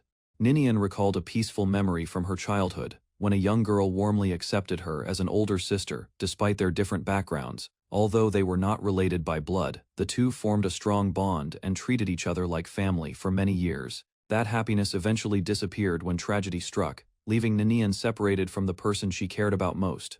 In the present, Ninian confronted the man responsible for her suffering while desperately trying to save her captured sister. The criminal revealed that the girl was already under his control and mocked Ninian's attempts to negotiate. Faced with the cruel reality, Ninian realized that her own strength was insufficient to rescue her sister alone. Rather than surrendering, Ninian made a bold decision and challenged Santa Maria to a formal duel. Her declaration shocked everyone nearby because the outcome would determine the fate of her sister's contract. Determination filled her expression as she prepared to risk everything for a single chance at victory. Members of Aquamarine quickly reacted after hearing the challenge and worried that the conflict could escalate into a larger dispute. Fran viewed the situation differently and recognized an opportunity to recruit a talented archer and spirit arts user. Meanwhile, Leonard quietly asked the others to leave the matter to him before stepping forward. After a brief moment of understanding, Leonard moved directly toward Ninian while the surrounding crowd watched closely. His sudden action caught her attention and interrupted the tension that had been building throughout the confrontation. Surprised by Leonard's calm confidence, Ninian turned toward him as he prepared to handle the situation himself. Leonard accepted Conrad's challenge and proposed a wager that would grant Aquamarine valuable purchasing rights if he won. After hearing the terms, Fran judged the offer fair and supported Leonard's decision, despite the considerable risk involved. A brief silence followed, before Conrad agreed. Though he immediately imposed stricter conditions on the duel, Conrad declared that only Aquamarine members could participate and insisted that the duel remain strictly between himself and Leonard.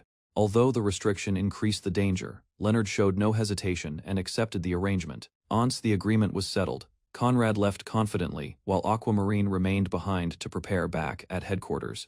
Concern spread among the crew as they discussed Conrad's reputation and combat ability. Despite their worries, nobody suggested retreating because withdrawing would damage Aquamarine's position and credibility. The meeting ended with the group determined to find a way to overcome the difficult challenge ahead. Ninian apologized for creating trouble, but Leonard reassured her that the situation could no longer be avoided. Without further explanation, he released a surge of sword energy and demonstrated a far greater level of power than before. Shock spread across the room as his aura blade appeared, revealing progress that none of them had expected. Leonard admitted that he had concealed much of his true strength until now, and finally chose to reveal it. Confident in his growth, he stated that his current abilities were sufficient to defeat Conrad in the upcoming duel. Fran's doubts vanished after witnessing the demonstration, and the crew regained hope as Leonard calmly prepared for battle. Ninian expressed concern that Conrad's magic could become a serious threat during the duel, not just his swordsmanship. Jack Russell dismissed those worries and confidently stated that Leonard possessed greater talent and potential than Conrad. After understanding the situation, Jack agreed to support Aquamarine and accepted their request to witness the upcoming duel. Leonard explained the importance of the match and asked Jack to observe carefully because Aquamarine's future depended on the outcome. Jack accepted without hesitation, partly because of his connection to Esther and his growing interest in Leonard. Meanwhile, far from Aquamarine's headquarters, Conrad arrived to meet a powerful figure named Pablo Orlando Peterson. Pablo, a high-ranking official connected to the Atlantis Magic Tower, had already learned about the duel in Aquamarine. Seeing an opportunity, he presented Conrad with a secret elixir capable of dramatically increasing combat power. Although the offer carried risks, Conrad immediately became interested in using the forbidden item to secure victory. Pablo pressured Conrad by insisting that Aquamarine must be obtained regardless of the cost or consequences. Realizing the importance of the mission, Conrad promised that he would not allow the opportunity to slip away. Determination filled his expression as he accepted the burden placed upon him by the influential counselor. Back at Aquamarine, Leonard remained unaware of the secret arrangement taking place behind the scenes. Elsewhere, Conrad continued preparing for the duel while strengthening his resolve to win. Both sides moved toward the same confrontation, each carrying different plans that would soon collide on the battlefield. On the day of the duel, the Grand Auditorium's arena filled with spectators who gathered to witness the highly anticipated match. Throughout the crowd, many people discussed wagers and predictions, believing the outcome had already been decided before the fight began. Among the audience, several observers remained calm while watching the preparations, showing confidence in their chosen side. Elsewhere in the stands, Estelle and her companions watched the arena while hearing reports about Leonard's upcoming opponent. Soon after, the announcer introduced the duelists, drawing the attention of everyone inside the massive venue. As both fighters stepped into position, the crowd's excitement grew while countless eyes focused on the center of the arena. Before the battle began, Leonard's supporters discussed the overwhelming bets placed against him and worried about the risks involved. Rather than showing concern, Leonard displayed complete confidence and reassured those who believed in him. Hearing his determination, Estelle agreed to place an even greater stake on Leonard's victory, despite the uncertainty. Once the duel officially started, Leonard calmly approached his opponent while maintaining a composed expression. The older swordsman attempted to intimidate him, expecting the young challenger to hesitate under pressure. Instead of retreating, Leonard remained unfazed, causing his opponent's confidence to waver for the first time. Watching from above, a strategist recognized that Leonard's fearless attitude was disrupting the opponent's expectations. Nearby supporters placed their hopes on Leonard and urged others to trust his ability to overcome the odds. Across the arena, anticipation reached its peak as spectators waited to see whether Leonard could turn the seemingly impossible match in his favor. The duel suddenly intensified as Leonard burst through the opponent's blazing attack, moving directly into the center of the flames. Using precise swordsmanship, he split through the destructive force and created an opening that nobody expected to see. Shock spread across the arena as the veteran swordsman realized Leonard had broken through an attack considered impossible to counter. Without wasting the opportunity, Leonard accelerated around the battlefield and unleashed a series of rapid movements. Fragments of stone erupted across the arena as his attacks struck with overwhelming speed and accuracy. While the crowd struggled to follow his movements, Leonard maintained complete control of the battle's pace. Refusing to accept defeat, the veteran gathered more power and charged forward with renewed aggression.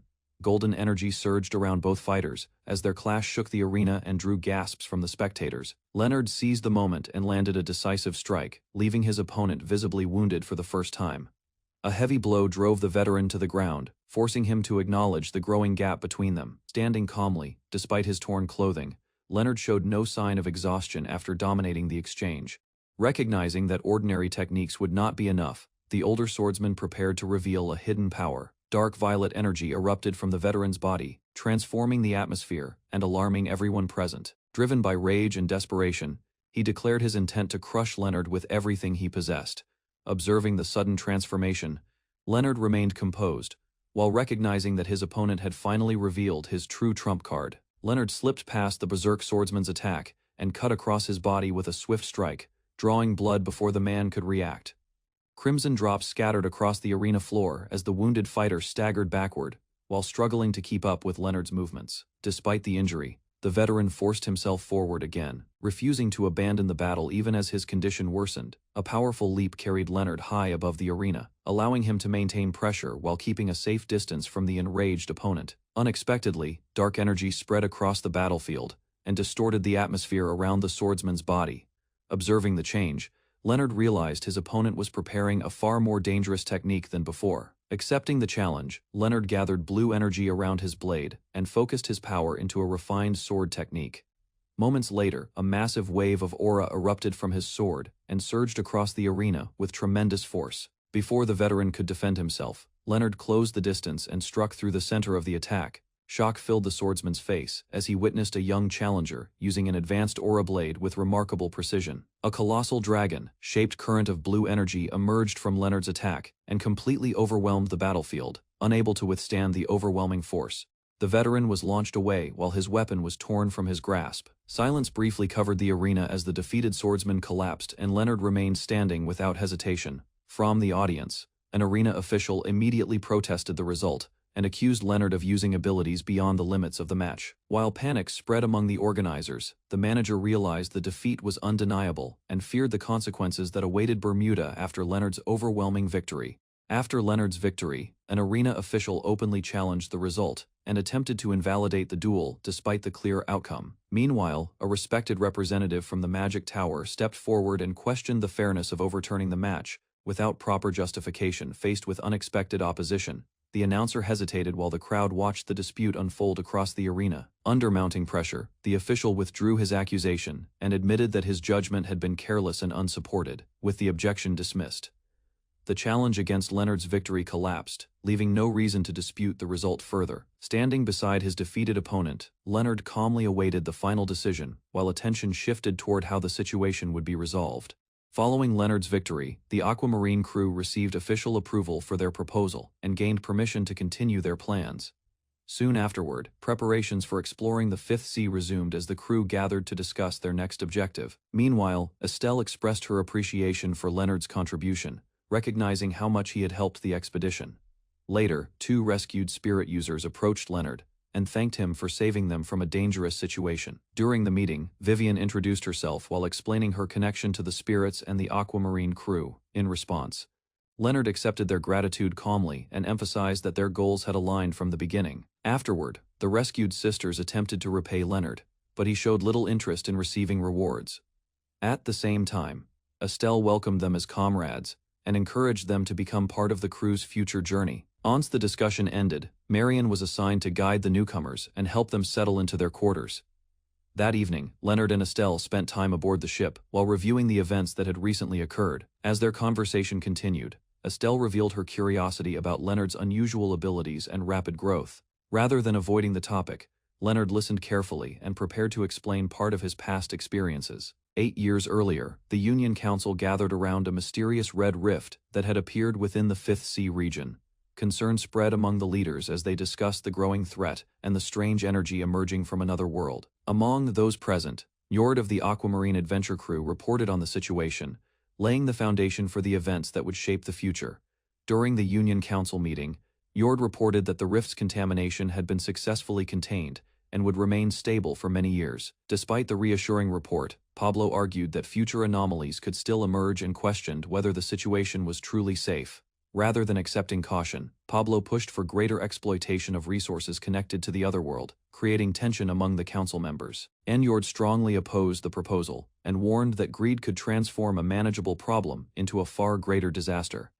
As the debate intensified, he emphasized that the unknown nature of the otherworld remained the greatest danger. Meanwhile, the remaining councilors watched in silence, revealing that opinions within the council were already divided. After realizing support would not come from others, Njord decided that the Aquamarine crew would shoulder the burden alone. Without hesitation, he ordered preparations for departure and declared their mission to close every rift they could find.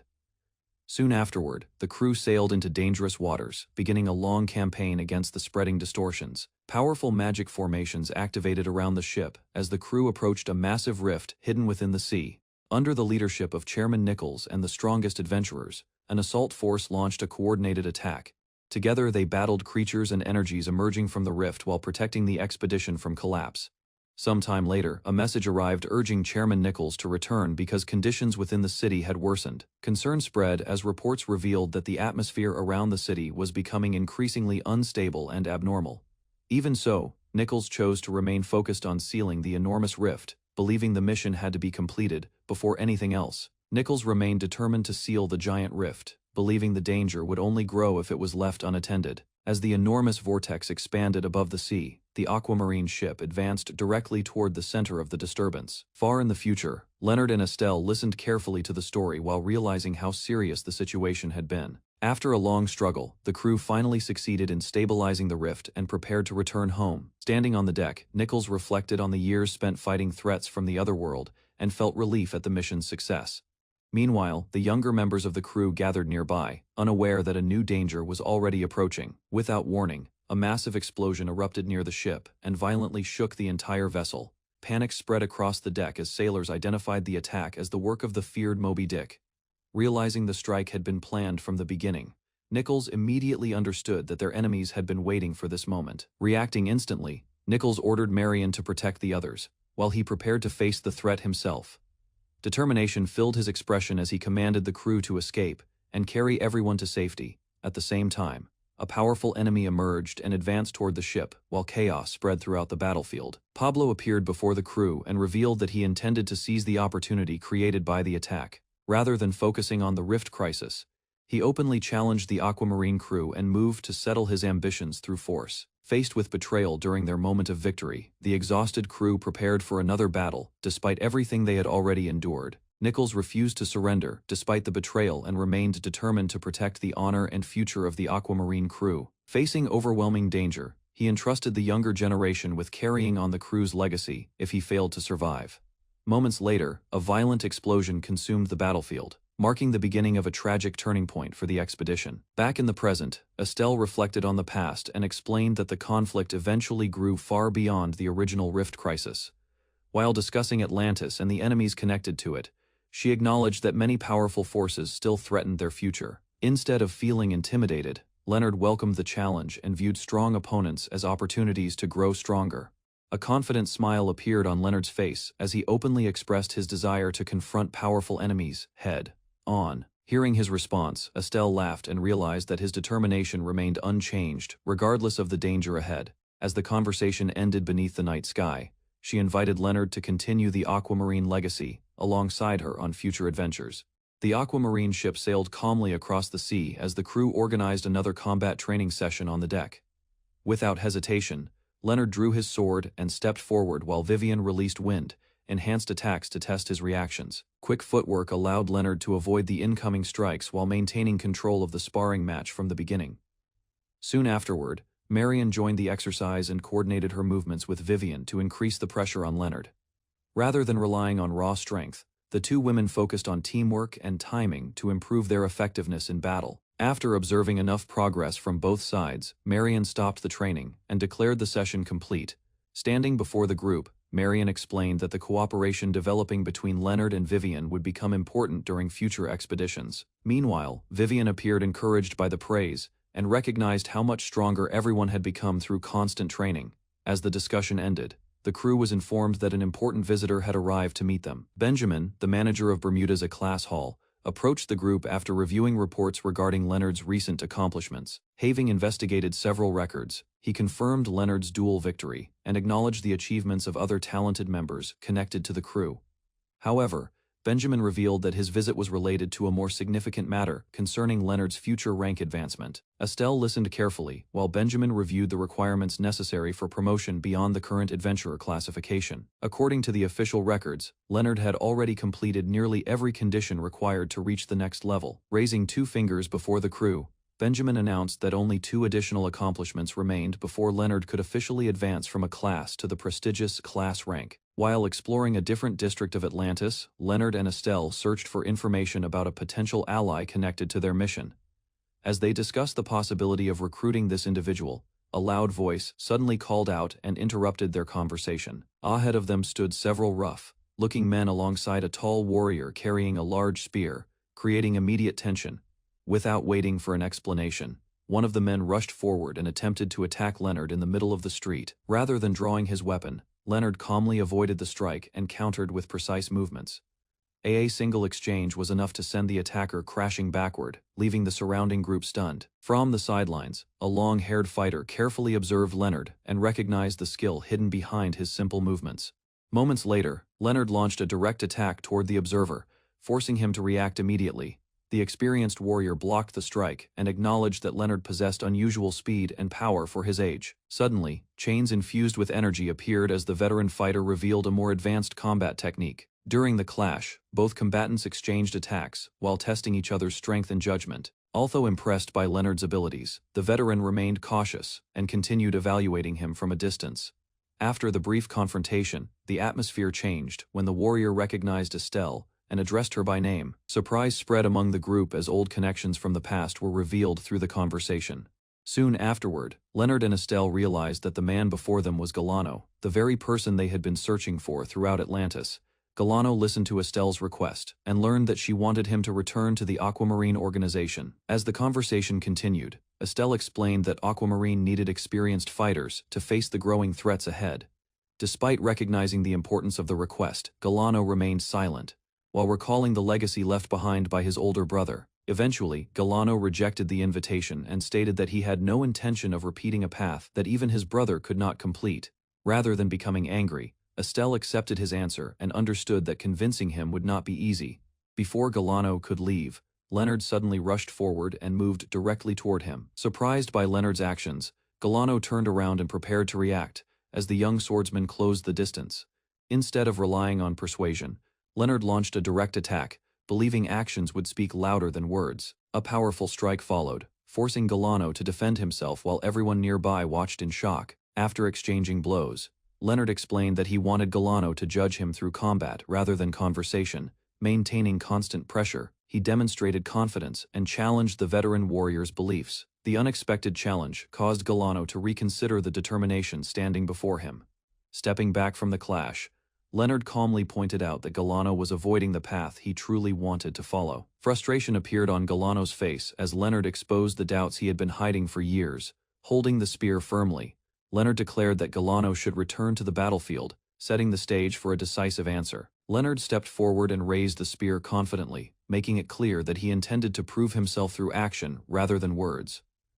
While studying Galano's reaction, Leonard deliberately challenged him to a spear duel, knowing that a direct challenge would draw out the veteran's true feelings. Hearing the proposal, Galano's interest immediately awakened, as he recognized Leonard's courage and skill. Leonard met the veteran spearman's fierce assault head-on, calmly deflecting every strike while observing the rhythm of the weapon instead of retreating. Recognizing small flaws in the veteran's movements, he slipped through the opening and landed a precise counterattack that forced his opponent backward. Although injured, the veteran realized the young swordsman possessed remarkable skill and acknowledged that his training had never been neglected. Leonard continued attacking with controlled movements, keeping constant pressure until the veteran attempted a desperate burst of strength. The veteran unleashed his strongest technique, believing it could overwhelm the young fighter before the exchange ended. Instead of panicking, Leonard remained composed, carefully studying the incoming attack while preparing a decisive response. A memory of his former master guided Leonard, reminding him that true strength came from trusting the spear and controlling every rotation. Following that lesson, he adjusted his grip and released a perfectly balanced strike that redirected the veteran's momentum. The flawless technique shattered the veteran's confidence, leaving him stunned as the difference in mastery became unmistakable. The battle ended with both fighters standing apart, and the veteran admitted that Leonard had surpassed his expectations. Filled with respect, the veteran praised Leonard's talent and sincerely thanked him for revealing the weakness in his own skills. Leonard accepted the recognition without pride, treating the duel as another step in refining his abilities. After leaving the battlefield together, the veteran walked beside Leonard with a calmer expression and renewed determination. Their peaceful return was interrupted when someone noticed the veteran's refreshed appearance and called out to greet him. The encounter closed with both warriors quietly continuing forward, carrying mutual respect forged through their hard-fought duel. Galano admitted that Leonard's guidance had restored his confidence, and he finally believed he could grow stronger after years of defeat.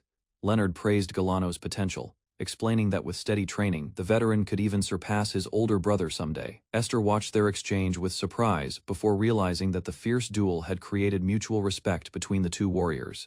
Impressed by Galano's determination, Esther decided to invite him to join the Aquamarine crew, following her father's tradition of recruiting capable fighters. Galano accepted the invitation without hesitation, recognizing that a new path had opened after meeting Leonard. The agreement was sealed with a firm handshake, marking the beginning of Galano's new journey as a crew member. Galano proudly introduced himself and swore an oath to remain steadfast against every danger while serving under Aquamarine. Leonard quietly observed the ceremony, feeling satisfied that another reliable companion had joined their growing group. As they departed together, Leonard shifted his attention toward finding a skilled magician to strengthen the team even further. The group arrived at Aquamarine's headquarters, where two respected visitors had unexpectedly come to meet them. Recognizing Elder Russell and Miss Esther's guests, everyone exchanged greetings before gathering inside the building. Curious about their sudden visit, Leonard waited calmly as the unexpected meeting officially began. Elder Russell explained that rift materials were essential for his magical research, but recent deliveries had completely stopped. Leonard listened carefully as the elder revealed that someone was intentionally blocking the supply of valuable rift specimens. The investigation pointed toward the Union Council, whose hidden scheme aimed to manipulate market prices by restricting rift exploration resources. The visitors revealed their true purpose, proposing to continue their research while supporting Aquamarine's future rift expeditions. The researcher confidently explained that his knowledge would help the crew obtain far more valuable resources than ordinary exploration alone.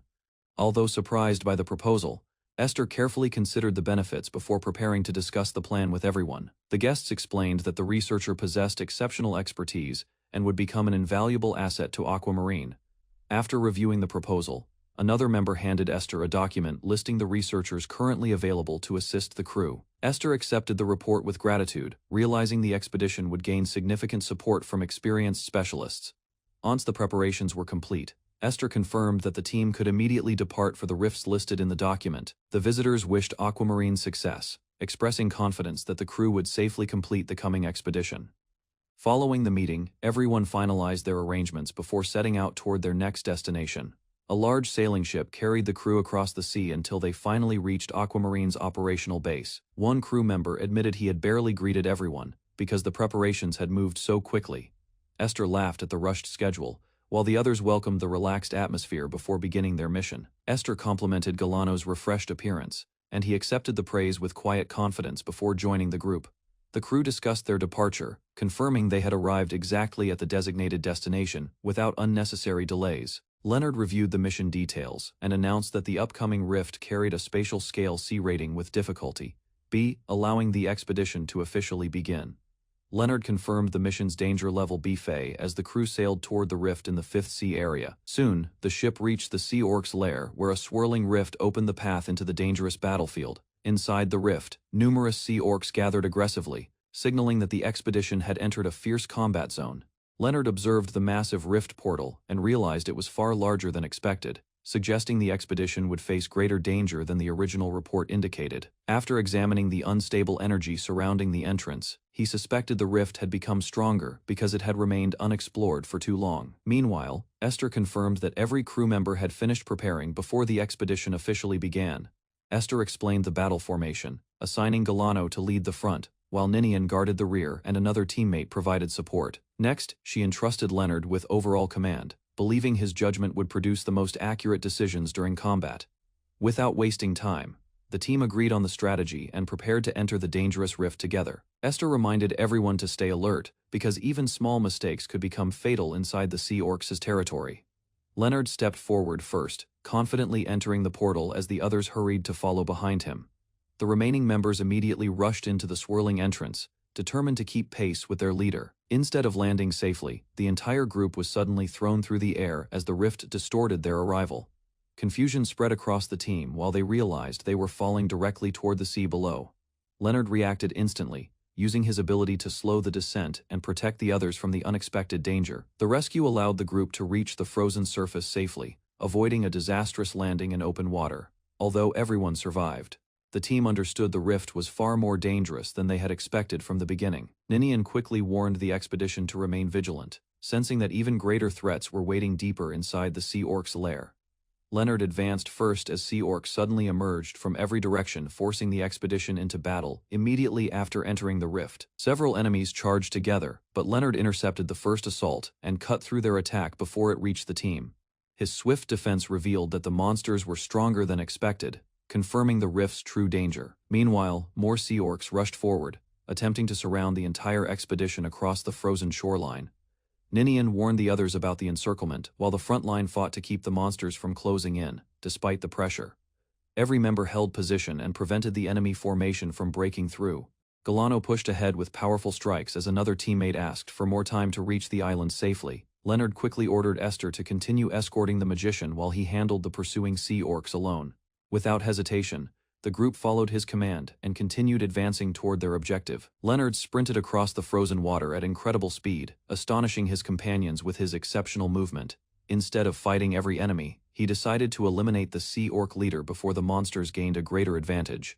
His rapid approach carried him straight toward the strongest target waiting ahead. Leonard confronted the massive Sea Orc leader and raised his sword while maintaining complete focus. After identifying his true opponent, he prepared a decisive strike before the monster could react. A sudden change caught Leonard's attention, causing him to pause as he sensed an unexpected threat beyond the battlefield. Leonard confronted the Sea Orc leader alone, skillfully avoiding the monster's chained weapon while searching for an opening. Every heavy swing failed to reach him because he moved with precise footwork and maintained complete control of the fight. The Sea Orc grew frustrated as Leonard steadily pressured it without giving the enemy a chance to recover. Leonard continued circling the battlefield, forcing the Sea Orc leader to waste strength with repeated attacks. Nearby, Galano joined the battle, applying Leonard's earlier teachings to assist against the remaining monsters. Working together, they disrupted the enemy formation and quickly gained control of the surrounding battlefield. Soon, the scouting Sea Orcs were completely eliminated, leaving the shoreline quiet after the brief clash. The companions realized the first wave had been defeated far faster than they had expected. Ninian immediately urged the team to continue advancing because the expedition's true objective still lay deeper inside the island. As the group prepared to move, Leonard suddenly felt an intense pain spreading through his chest. An overwhelming instinct warned him that a powerful presence hidden somewhere on the island had awakened. The mysterious sensation convinced Leonard that a far greater disaster awaited beyond the defeated Sea Orcs. He stopped walking and focused on the strange warning, carefully judging the danger before taking another step. The others noticed Leonard's unusual reaction and became alert, sensing that something serious had changed. Determined to uncover the hidden threat, the expedition cautiously continued toward the island's dangerous interior. Deep within the island, a heart pulsed with violent red energy, surrounded by crackling lightning. It seemed to be sending out a warning, something urgent trying to break through. A massive winged beast stood in the darkness, gripping a heavy weapon. A great disaster was lurking, waiting to be unleashed upon the world. Leonard clenched his fist tightly around his own collar, gripped by the certainty that he was the one who had to stop it. He stood at the mouth of a cave, red mist spilling out from the rocks. He wondered quietly if the source of the disturbance was hidden inside. Studying the aura leaking from the cave, Leonard judged the threat carefully. He noted that in terms of raw strength, it was likely more dangerous than Conrad had been after using the secret elixir. His companions came rushing down toward him, worried by his sudden stillness. Aldrich called out his name and asked what was wrong. Leonard brushed it off as nothing serious, but told them there was something important they needed to discuss. He revealed that he had found the location of the rift's medium. Aldrich, Iris, and Selena all reacted with shock at the news.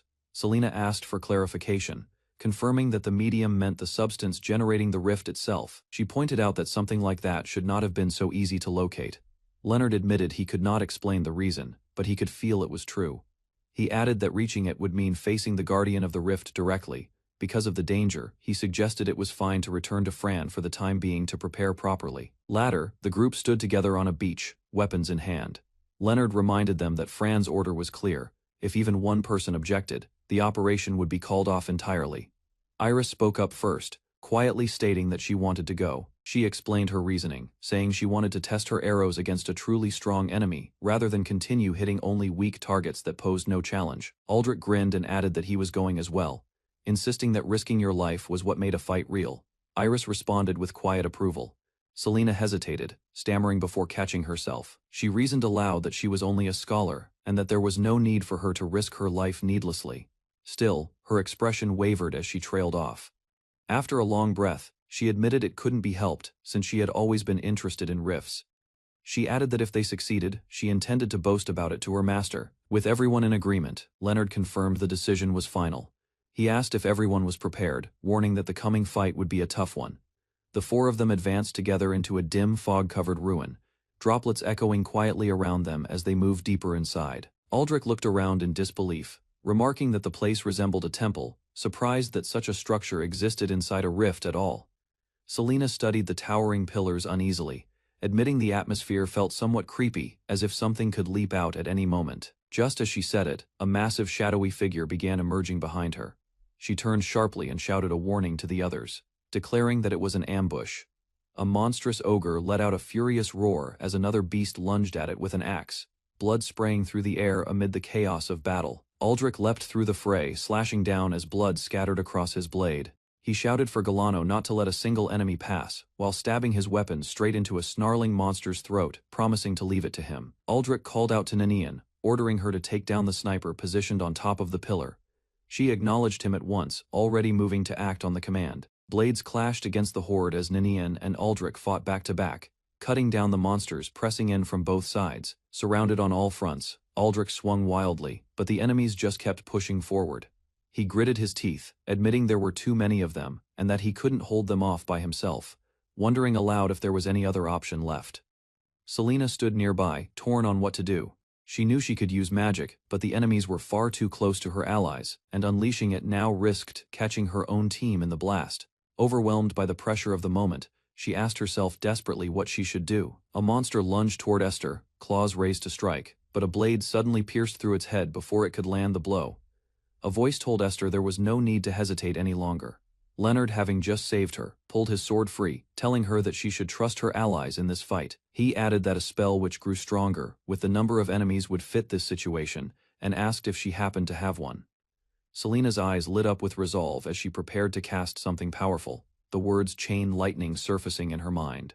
She warned Aldrich that the spell would sting a little, asking if he was all right with that. Aldrich, still struggling against the monsters clawing at him, shouted back that he didn't care what it was as long as it got these creatures off him. Selena unleashed the lightning from her hands, the current crackling wildly as it surged outward. Aldrich braced himself, telling her to bring it on so he could see how much of a sting it really packed. The lightning tore through the battlefield, arcing across Aldrich and the ogres surrounding him, striking them all at once in a blinding chain reaction. The monsters shrieked as the electricity tore into their bodies, their forms convulsing under the surge of power. Aldrich groaned as the last of the ogres collapsed around him, quietly asking if the fight was already over. The group regrouped, and Leonard reminded them that when fighting a large number of enemies, everyone needed to understand their own role in the battle. He explained that a single, well-placed and powerful move could shift the entire tide of a fight, which was exactly what Selena's spell had done. Aldrich rubbed his neck, remarking that the lightning must have spread out so instantly that he hadn't taken much damage from it after all. Selena praised Aldrich, telling him that someone as capable as him could handle this level of magic without any trouble. She reminded the group that coordination like theirs was important and that they would keep pushing forward the same way, steadily closing in on the rift's medium. Lightning crackled through the rocky corridor as they advanced, sparks striking against the stone walls around them. More enemies fell before their blades, and Aldrich noted that the area seemed to be mostly cleared out. Ninian suddenly raised a hand, telling everyone to wait and stay quiet. Ahead, shadowy figures floated within a grand chamber lined with chains and stained glass, and a massive silhouette knelt in prayer before them, gripping a large weapon. Selena focused her power, whispering for the lightning to gather. She called out to the earth to sound the alarm and rage like a storm, recognizing that the kneeling figure had to be the guardian of the rift. She said this moment, while it was still absorbed in prayer, was their perfect chance to strike. The guardian's massive clawed hand shot out suddenly, catching one of the group off guard as the attack landed hard. The creature's face twisted into a savage grin, blood dripping from its horns as it turned toward its prey. Selena was struck by the creature's claws, blood spraying across the chamber as she cried out in pain. Leonard moved in immediately, driving his blade into the guardian and declaring that it had fallen for their trap, since it hadn't been the only one planning a surprise attack. Selena staggered back, gritting her teeth as she steadied herself and prepared to keep fighting despite the injury. Leonard's sword tore through the guardian, blood spraying as the blade found its mark and the creature reeled from the strike.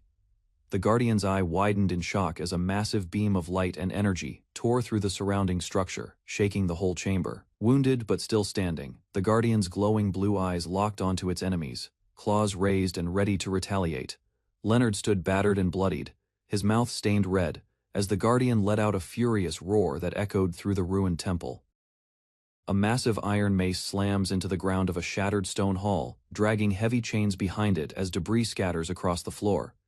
In the background, a hulking chained figure looms near a fallen ally. Leonard grits his teeth as his fist collides with the guardian's weapon, sparks flying from the impact. He recognizes the enemy as the Guardian of the Rift, a foe that only a swordmaster or higher could hope to defeat. The Guardian rises to full height, chains wrapped around its fists, antler-like growths on its head, and its eyes burning red. Leonard notes with unease that the creature is intelligent enough to set traps for its opponents. The party moves cautiously across the ruined battlefield, spread out and alert. One of them warns the others that a single mistake here will get the whole group wiped out. A close-up shows a scarred eye narrowing in focus. One teammate steps forward and tells the rest to leave the Guardian of the Rift to her, instructing the others to handle what remains on their side. Another member observes that even with one arm missing, their opponent still fights on a different level. A second monster appears, green-skinned and one-eyed, gripping a blade tied with rope.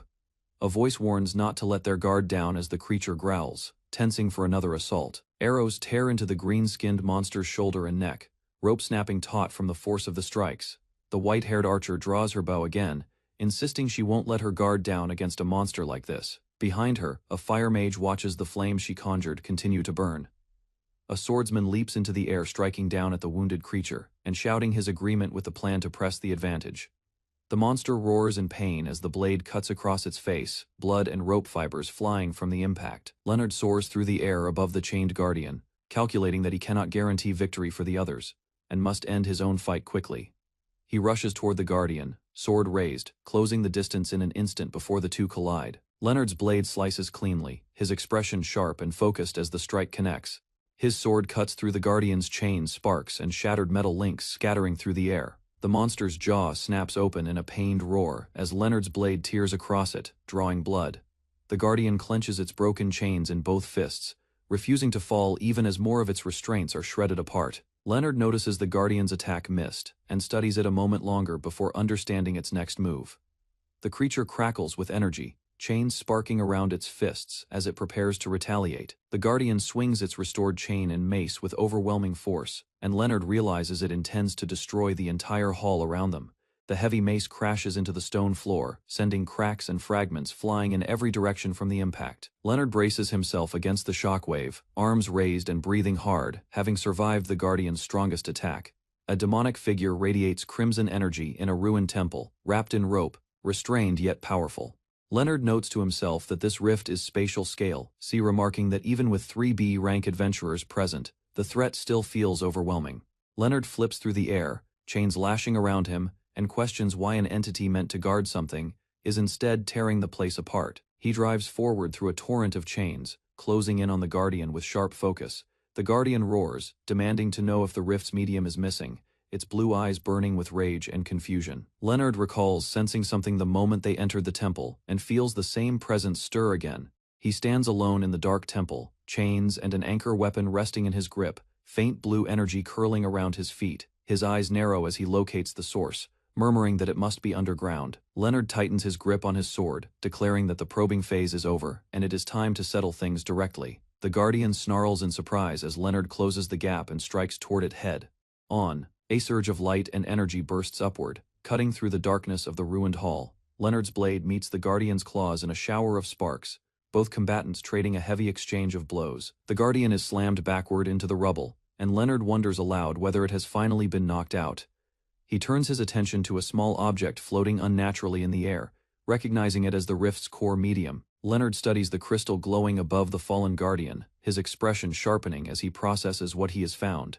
Standing before the towering, corrupted Guardian, Leonard grips his sword with quiet resolve, unshaken by its size. The Guardian rises again despite its wounds, one arm raised, chain rattling as it prepares to renew the fight. Leonard tells it plainly to put down the blunt anchor it carries, unimpressed by the weapon. He warns that swinging such a thing carelessly in this place will cause consequences, adding that though the anchor was earned through becoming a Guardian, its user's skill still falls short. The Guardian growls in response, and Leonard challenges it to come at him with whatever fighting style it trusts most. Leonard stands ready with his sword lowered at his side, calm and composed as the Guardian's massive shadow looms over the battlefield behind him. The Guardian raises its fists in a bare-handed stance, and Leonard remarks to himself that its form leaves no openings, judging it stronger than Conrad had been even under the effect of the secret elixir.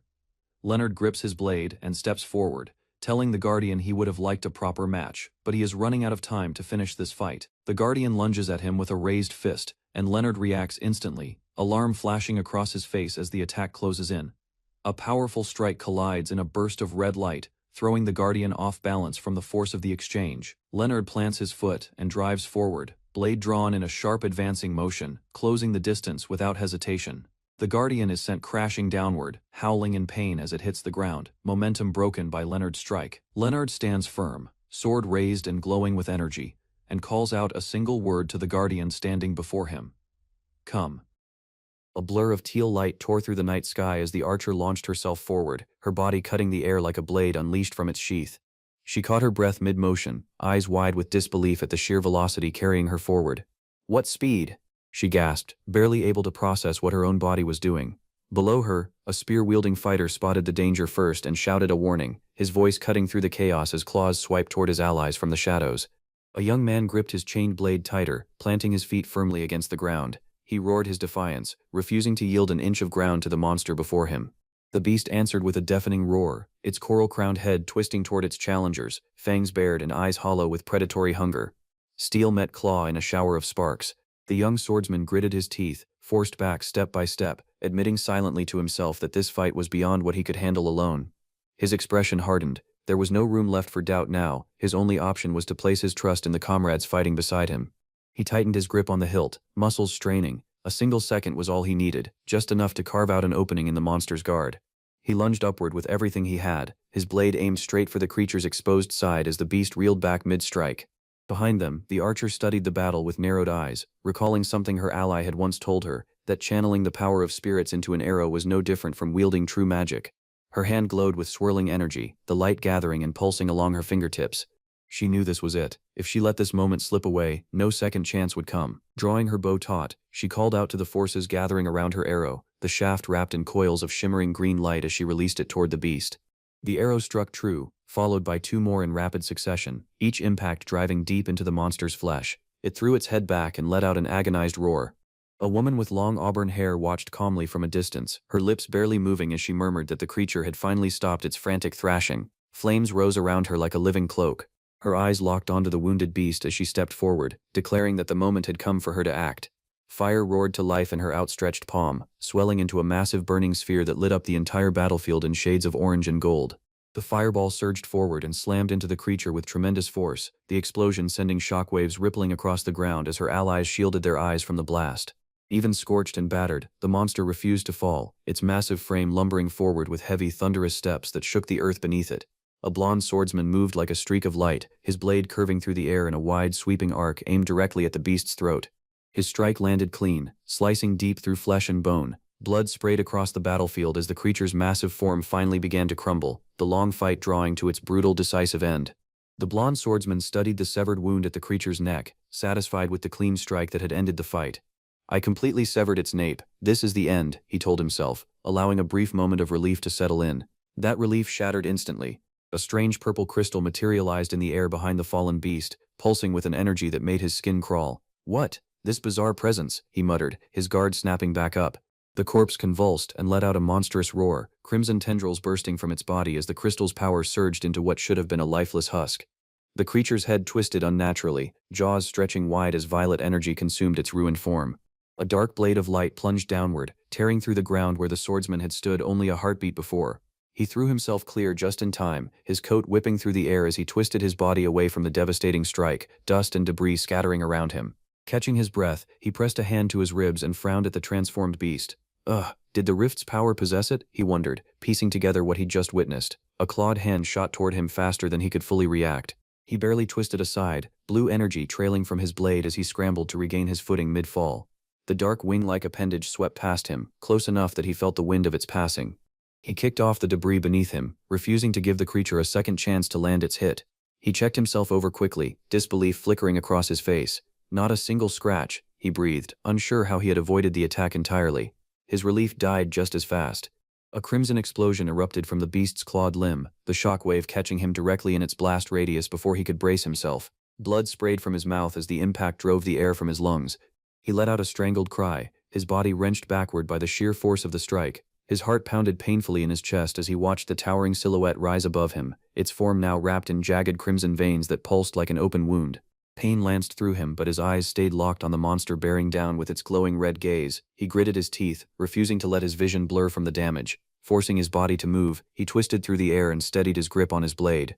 His heart, which had nearly stopped, began pounding back to life with renewed urgency. He exhaled sharply, feeling his pulse hammering against his ribs as adrenaline flooded through him, sharpening every nerve for what was coming next. Falling toward the creature's massive icy jaw, he studied it carefully, murmuring to himself that his true target wasn't the fighter beside him, but the monstrous thing looming below. He steadied his breathing and made his decision, speaking quietly to himself. "Let's trust it," he said, resolve settling into his expression despite the danger closing in. He surged forward, blade raised, closing the distance toward the beast as it lunged to meet him, both figures colliding in a burst of light and force. The creature's monstrous head reared back, jagged red tendrils spreading wide like broken wings as it prepared to unleash everything it had left. With a sharp cry, he drove his glowing blade straight through the creature's skull, the impact tearing through bone and flesh as the beast finally began to collapse beneath him. Cracks split through the walls as tremors shook the entire chamber. The woman stumbled backward, catching herself against the man beside her. What? Don't tell me it's collapsing," she cried out, fear flashing across her face as debris rained down around them. Steadying her breathing, she glanced toward a distant figure suspended in a crimson glow. Concern crept into her voice as she wondered aloud what had become of Leonard's opponent, the uncertainty gnawing at her despite their own victory. Nearby, another survivor lifted her gaze toward the fading battle on the far side of the ruins. Relief mixed with exhaustion in her expression as she confirmed that the fight there, too, appeared to have reached its end. Silence settled over the group as they walked forward together, eyes scanning the destruction. One of them noted quietly that an overwhelming presence, one that had loomed over the battlefield moments earlier, had vanished entirely. Meanwhile, Leonard fought to catch his breath, blood and sweat streaking down his face as the ground beneath him trembled violently. Something massive stirred just beyond his vision, forcing him to brace himself once more. The creature's twisted form loomed above him, a violet crystal embedded deep within its chest pulsing with unstable energy. Fractures spread across its surface as the light inside grew brighter, threatening to break free entirely. Cracks split the crystal apart in an instant, shards exploding outward in a blinding shower. Leonard shielded his eyes and gritted his teeth, bracing his body against the storm of light and glass tearing through the air. A massive vortex tore through the sky above the ship's deck, its swirling energy crackling with raw power. "Marion, look at that!" someone shouted, pointing toward the disturbance ripping open above them. Startled by the sight, Marion gripped the railing as rain lashed against her face. Her companion beside her cried out, asking what on earth was happening, before Marion herself wondered aloud if the shrinking portal meant the rift was finally closing. Lightning crawled across the sky in jagged streaks as the two women watched the swirling mass above the ship, their figures dwarfed beneath its overwhelming size. Wiping rain from her eyes, Marion confirmed what she suspected. "Leonard and the others," she said, "must have found and destroyed whatever had been fueling the rift from within." Turning to her companion, she gave quick instructions to prepare for their return, warning that they could come flying out from inside the portal at any moment. Her voice trailed off mid-sentence as something caught her attention. Concern flickered across her companion's face as she leaned in close, asking softly if Marion was all right, noticing the sudden change in her expression. Moments later, joy replaced worry entirely. Marion threw her arms around her companion, declaring that they had successfully closed the rift, calling it an incredible achievement for their very first voyage together, one that placed her on the same path her father once walked. Behind them, the portal pulsed violently before collapsing inward, its brilliant blue light folding into itself and vanishing into a single burst of energy. Bodies came tumbling out from where the rift once stood, each of them screaming as they plummeted through the air. Someone shouted for Esther to cast a landing spell before they all hit the ground. Below, another figure watched in stunned confusion, stammering out a startled reaction as she tried to process what exactly had just occurred. A blue magic circle bloomed to life beneath the falling group, its intricate rings glowing brightly. A voice remarked dryly that the disciple casting it remained just as inexperienced as always, even now. The spell caught them gently, cushioning their fall as each person floated safely downward, their panic fading into relief as solid ground came into view once more. The spellcaster lowered his hand, addressing the group with quiet approval, telling them they had accomplished something truly remarkable during their time inside the rift. Curiosity burned in his eyes as he pressed further, asking what exactly had happened inside, requesting every detail of what they had faced and overcome. Leonard answered simply, agreeing without hesitation to share the full account of everything that had transpired. He recalled the moment vividly, describing how right as he prepared to finish off the rift's guardian, his heart had pounded violently, unleashing a strength that surpassed anything he'd known before. That surge of power, he explained, had been enough to overcome an opponent he never should have been able to defeat on his own. He continued, describing how he located the rift's medium and destroyed it completely, crediting the entire outcome to guidance from what he called the heart of Cardenas. Listening intently, the man tapped his chin thoughtfully, murmuring that he found the whole account deeply intriguing. He mulled over the implications carefully, noting that discovering the medium through the power of one's heart, while awakening an even greater latent ability against the rift's guardian, suggested something extraordinary. If the story held true, he concluded, Leonard represented a value far beyond what an entire adventuring crew could offer. Fran tapped a finger against his collar, thinking back on what he'd experienced. The strange power, he explained, had faded the moment he stepped outside the rift, leading him to suspect it was something specifically tied to sealing such tears in reality. Silence stretched as the older man considered the implications. If every blood relative of Cardenas carried this same gift, a strength that could shatter one's own limits whenever a rift was breached, then it made perfect sense why the family's name carried such weight across the world. Crossing his arms, Russell made his decision known. Gruffly, he announced that he would be joining Fran on the next rift investigation himself, refusing to sit on the sidelines any longer. Fran considered the offer carefully before responding. Such an experience would likely benefit everyone involved, he admitted, though ultimately the final call rested with Fran, not with him. A faint smile crossed Russell's face as he pressed his fingertips together. Quietly, he agreed that this was indeed how things stood between them. Out on the open water, their ship cut cleanly through the waves. Someone aboard promised they would speak with her properly once they reached shore, determination clear in that simple vow. Back on solid ground, Fran greeted a familiar face with mild surprise, asking what had brought her all this way. She explained cheerfully that everyone likely needed rest after their recent exploration, so she'd thought it best to regroup here while searching for their next crew member. Urgency crept into her voice as she pressed the point further. Someone else might beat them to it if they didn't move quickly enough to meet this particular woman first. Descriptions of the mysterious figure followed. She had once studied under Hein the Wave Rider, a legendary magician from the previous generation known for mastering aquamarine. After parting from her teacher, she'd poured herself entirely into her craft, and had apparently since risen to become a sixth-tier magician. Recognition dawned across an older man's face nearby. Hearing she was Hein's disciple changed things, he admitted, since he couldn't simply overlook such a connection as an old friend of her former master. Someone else in the group gasped, realizing they were speaking to none other than Elder Russell. Confusion crossed Fran's expression as she studied him. She'd assumed he was resting comfortably aboard the ship, not wandering around out here. Russell brushed off her concern with a shrug. admitting his body had grown restless from sitting idle too long. Glancing toward someone else standing nearby, he noted that she seemed to share that same restlessness. That other figure, quiet and troubled, finally voiced what weighed on her mind. Everyone around her had grown so much stronger, yet she alone felt like she had nothing to show for it. At this rate, she feared she'd never be strong enough to protect her lady. Turning toward Leonard with resolve, she made her request plain. She asked him directly to teach her how to grow stronger, insisting she refused to remain a burden who simply spun her wheels while others moved forward. Leonard studied her for a long moment before answering. Once their current task was finished, he agreed they would set aside time for a proper sparring session together. With that settled, the group exchanged determined looks. Fran suggested they all head out together to finally meet their prospective new crew member.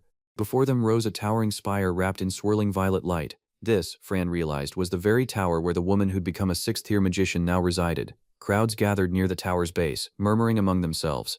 According to the rumors circulating, no one had actually laid eyes on her yet, since she reportedly never stepped outside its walls. A hooded figure addressed the crowd with quiet authority. A sixth-tier magician represented a rare kind of genius, one seldom seen in their world, and the guild had already decided she would cooperate with their ongoing magical research. Fury erupted from a nearby stranger at those words. He shouted that research was no excuse to exploit someone so valuable, insisting she'd be far better suited joining his mercenary group instead, and demanded the magician step back and leave her alone. Snow swirled across the jagged cliffs as figures descended through the icy mist. Below the frozen peak, one voice rang out sharply, challenging whoever dared approach first, insisting the words being thrown belonged to their side instead. Fear crept into Haina's expression as she pressed a trembling hand to her chest. Someone called her name softly, the tension in that single word hinting at the danger closing in around her. A hooded figure drifted down near a shattered ice structure, demanding to know why intruders had gathered there. From below, another voice questioned wearily what kind of trouble had arrived this time. Firm authority colored the man's tone as he ordered the intruders to withdraw quietly rather than cause further disturbance. He reminded them that despite her sixth-tier magic, Hein remained nothing more than a frightened young girl, and he warned them plainly not to terrorize her. Recognition struck the two cloaked figures the instant they realized who stood before them. Chief Elder Russell's name left their lips in shock, and both dropped to plead for forgiveness, their composure crumbling under his presence. Russell's group advanced across the battered terrain, unbothered by the wreckage around them. He instructed the kneeling subordinates to return home without further incident, and they obeyed instantly, voices trembling as they accepted the command. Elsewhere, tension shifted into mockery. A young challenger unsheathed his blade and taunted the bespectacled instructor standing before him, questioning aloud whether his reputation for strength held any truth. The teacher barely turned, dismissing the jab with cold indifference. His words carried no anger, only the certainty that the boy's opinion mattered little to him. The clash ignited instantly. Steel and force collided mid-air as the silver-haired fighter surged forward, his opponent bracing beneath him and demanding whether the earlier confidence had merely been an empty threat. A crushing blow connected against the instructor's skull, sending shockwaves rattling through the air. Scorn dripped from the attacker's words as he sneered at the idea of a mere magician standing a chance. Momentum carried both combatants through the shattered battlefield, blades and fists tearing through stone and dust. Neither side eased their assault. Each strike aimed to end the confrontation decisively. Once the dust settled, the silver-haired victor turned toward the remaining onlookers, his expression calm despite the destruction surrounding him. He asked plainly if anyone else wished to voice a complaint. From the shadows, a grotesque smile spread across another figure's face. Delight twisted his features as he confirmed that everything was unfolding exactly as Lord Pablo had predicted. His mouth stretched unnaturally wide, revealing a chilling promise of slaughter. Every one of them, he vowed, would be wiped out without mercy. Alarm flashed across a young woman's face as she recognized the strange substance radiating nearby. She realized with dread that it matched the very material Conrad had once used. Behind the masked enemies, a horde of fighters surged forward, their eyes hollow and their weapons raised. The air cracked with tension as violence prepared to erupt once more. A powerful strike ripped through the battlefield, forcing a pained cry from one of the fighters caught in its path. The impact sent shockwaves rippling outward, cracking the ground beneath them. Realization dawned as the group noticed the enemies bore the same power source Conrad had wielded before. Their strength had surged from C rank to B rank almost instantly, and a blonde swordsman remarked dryly that sparring now seemed unnecessary given the timing. Sweat beaded on the young swordsman's brow as he hesitated, insisting he couldn't possibly face such overwhelming numbers alone.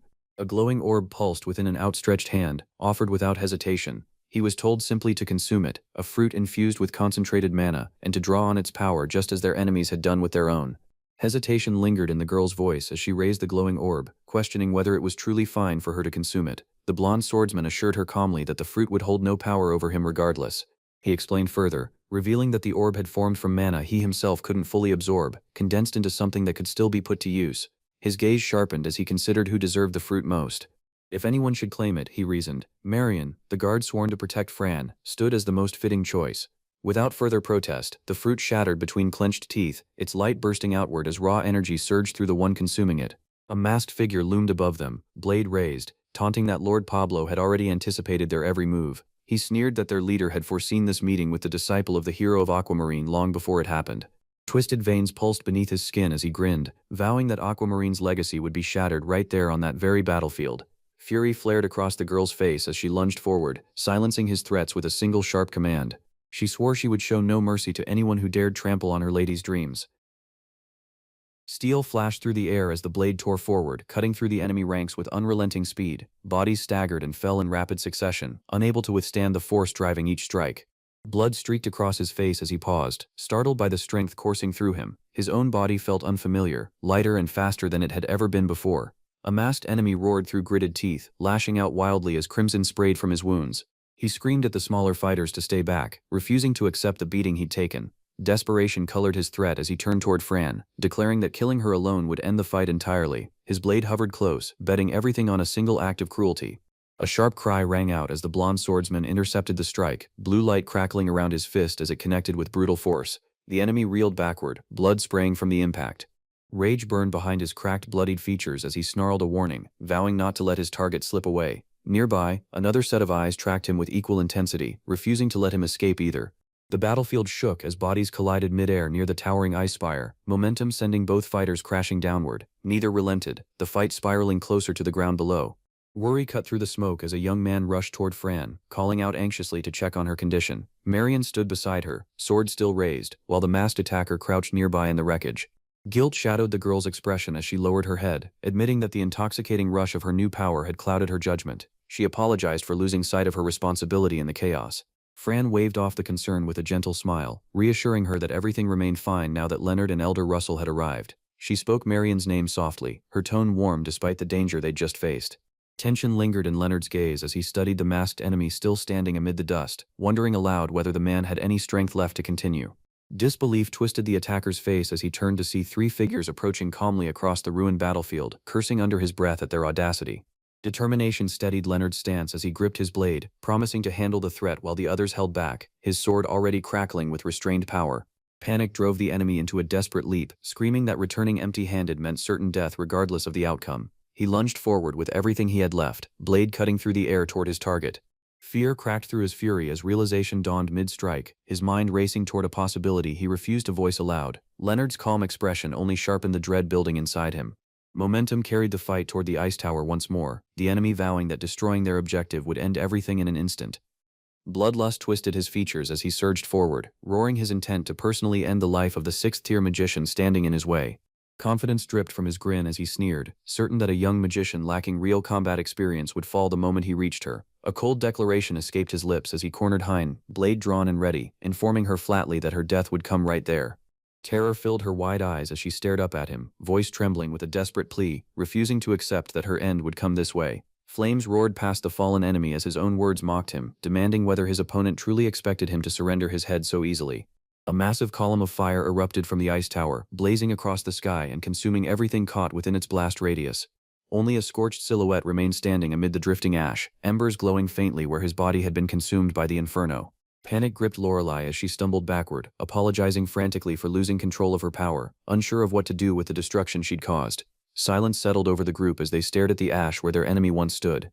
Realization crept in slowly, and it finally became clear why Fran had rushed to gather everyone so urgently. Sunlight broke through the clouds as a grand sailing ship glided into the harbor, its sails catching the wind beneath a tower overlooking the coastline. Gratitude filled Benjamin's voice as he welcomed Lorelei aboard, thanking her for joining the crew so readily. She shook her head modestly, insisting it only made sense since her master had once been part of the same group. Excitement lit up Lorelei's face as she admitted how rarely she'd stepped outside the magic tower, calling the experience refreshing. Fran smiled warmly, promising her plenty more sights to come. Benjamin studied the newcomer thoughtfully, murmuring that a sixth-tier magician joining their ranks might finally push his underperforming disciple to improve. Confusion flashed across Esther's face as she turned toward him sharply, demanding clarification for what exactly he meant by that remark. Fran stepped forward to formally introduce Lorelei, explaining that she would now serve as an official member of the crew going forward. Lorelei bowed politely, expressing her eagerness to work alongside everyone. Shock rippled through Esther as she absorbed the announcement, gasping at the mention of a sixth-tier magician and fearing her own position within the group might soon become obsolete. Quiet thoughts crossed Leonard's mind as he recalled that Esther had only ever been a temporary member, meant to fill the gap until the crew earned A-rank recognition. Fran, he remembered, had long been searching for a permanent replacement. Amusement flickered across Benjamin's face as he brushed off the topic, remarking dryly that Russell could be just as harsh in his own way. Enthusiasm radiated from Fran as she addressed the group, announcing that with everyone finally gathered, it was time to decide their next destination. Marion confirmed she'd brought the map, presenting the list Benjamin had compiled detailing which rifts other crews were tackling and which ones posed genuine danger. Leonard examined it closely, weighing their options. Certainty settled into Leonard's expression as he narrowed their choices down, announcing that only one location truly stood out as their next target. The chosen site revealed itself as the demon octopus's lair, marked with an A-level danger rating. A deep-sea monster capable of devastating mental attacks lurked somewhere within its depths. Concern shaped Leonard's suggestion as he proposed bringing Elder Russell along, reasoning that facing an enemy skilled in mental attacks called for extra protection. Fran hesitated briefly, agreeing that a seventh-tier magician's presence would certainly be welcome. Calm confidence settled over Russell as he confirmed he had no objection to joining them, revealing he'd already spoken with Leonard about it beforehand. Curiosity crossed Esther's face as she asked Benjamin whether he planned to head straight there this time, walking beside him through the corridor. Benjamin admitted his concern about her going alone, adding that he also hoped to gather some research materials of his own along the way. A sharp look flickered across Russell's face as he cut in, questioning whether Benjamin's real motive was pulling Leonard further down the path of becoming a magician. Benjamin conceded the point without much resistance, though he noted that mental attacks likely wouldn't affect Leonard at all. His attention shifted toward the other members who might need protection for their own minds instead. Suspicion sharpened Russell's tone as he challenged the assumption, asking how anyone could be so certain mental attacks wouldn't affect him either. Fran interjected warmly, agreeing that anyone familiar with Russell would think the same. She explained that since Leonard possessed such varied talents, she intended to include him in many future operations. A knowing smile spread across Fran's face as she asked Russell whether he simply enjoyed fighting. He confirmed it plainly, admitting that joining this particular crew had turned out to be exactly the right choice. Excitement rang out as someone called for departure, sending the ship surging forward across the water with sails billowing under the open sky. Night gradually swallowed the horizon as the vessel sailed on, its sails glowing faintly beneath a canopy of stars stretching across the darkening sea. Recognition dawned on Leonard's face as he studied the shimmering rift ahead, confirming quietly that this was indeed the place they'd been searching for. Fran stood before the swirling portal, naming it aloud as the demon octopus's lair, its violet energy crackling with restrained power. A scarred man exchanged words with a silver-haired companion, warning her to stay careful while assuring her they would remain on standby just as they had before. Hesitation crept into someone's expression as they suddenly remembered something important they'd forgotten to share with the group beforehand. Fran addressed the entire crew of the Aquamarine, explaining that this particular operation required everyone to enter the rift together, urging them all to brace themselves for what came next. Startled voices erupted among Esther and Lorelei as reality set in, while Benjamin's expression sharpened with focus behind his glasses. Shock spread across Nell and Leonard's faces as the rift's pull intensified, sweeping them forward with tremendous force. Steady determination settled over Leonard as he confirmed their destination aloud, naming their target as the Danger Level A demon octopus's lair. A final cry rang out as the ship surged into the swirling storm, lightning crackling violently around its hull as it plunged into the portal's depths.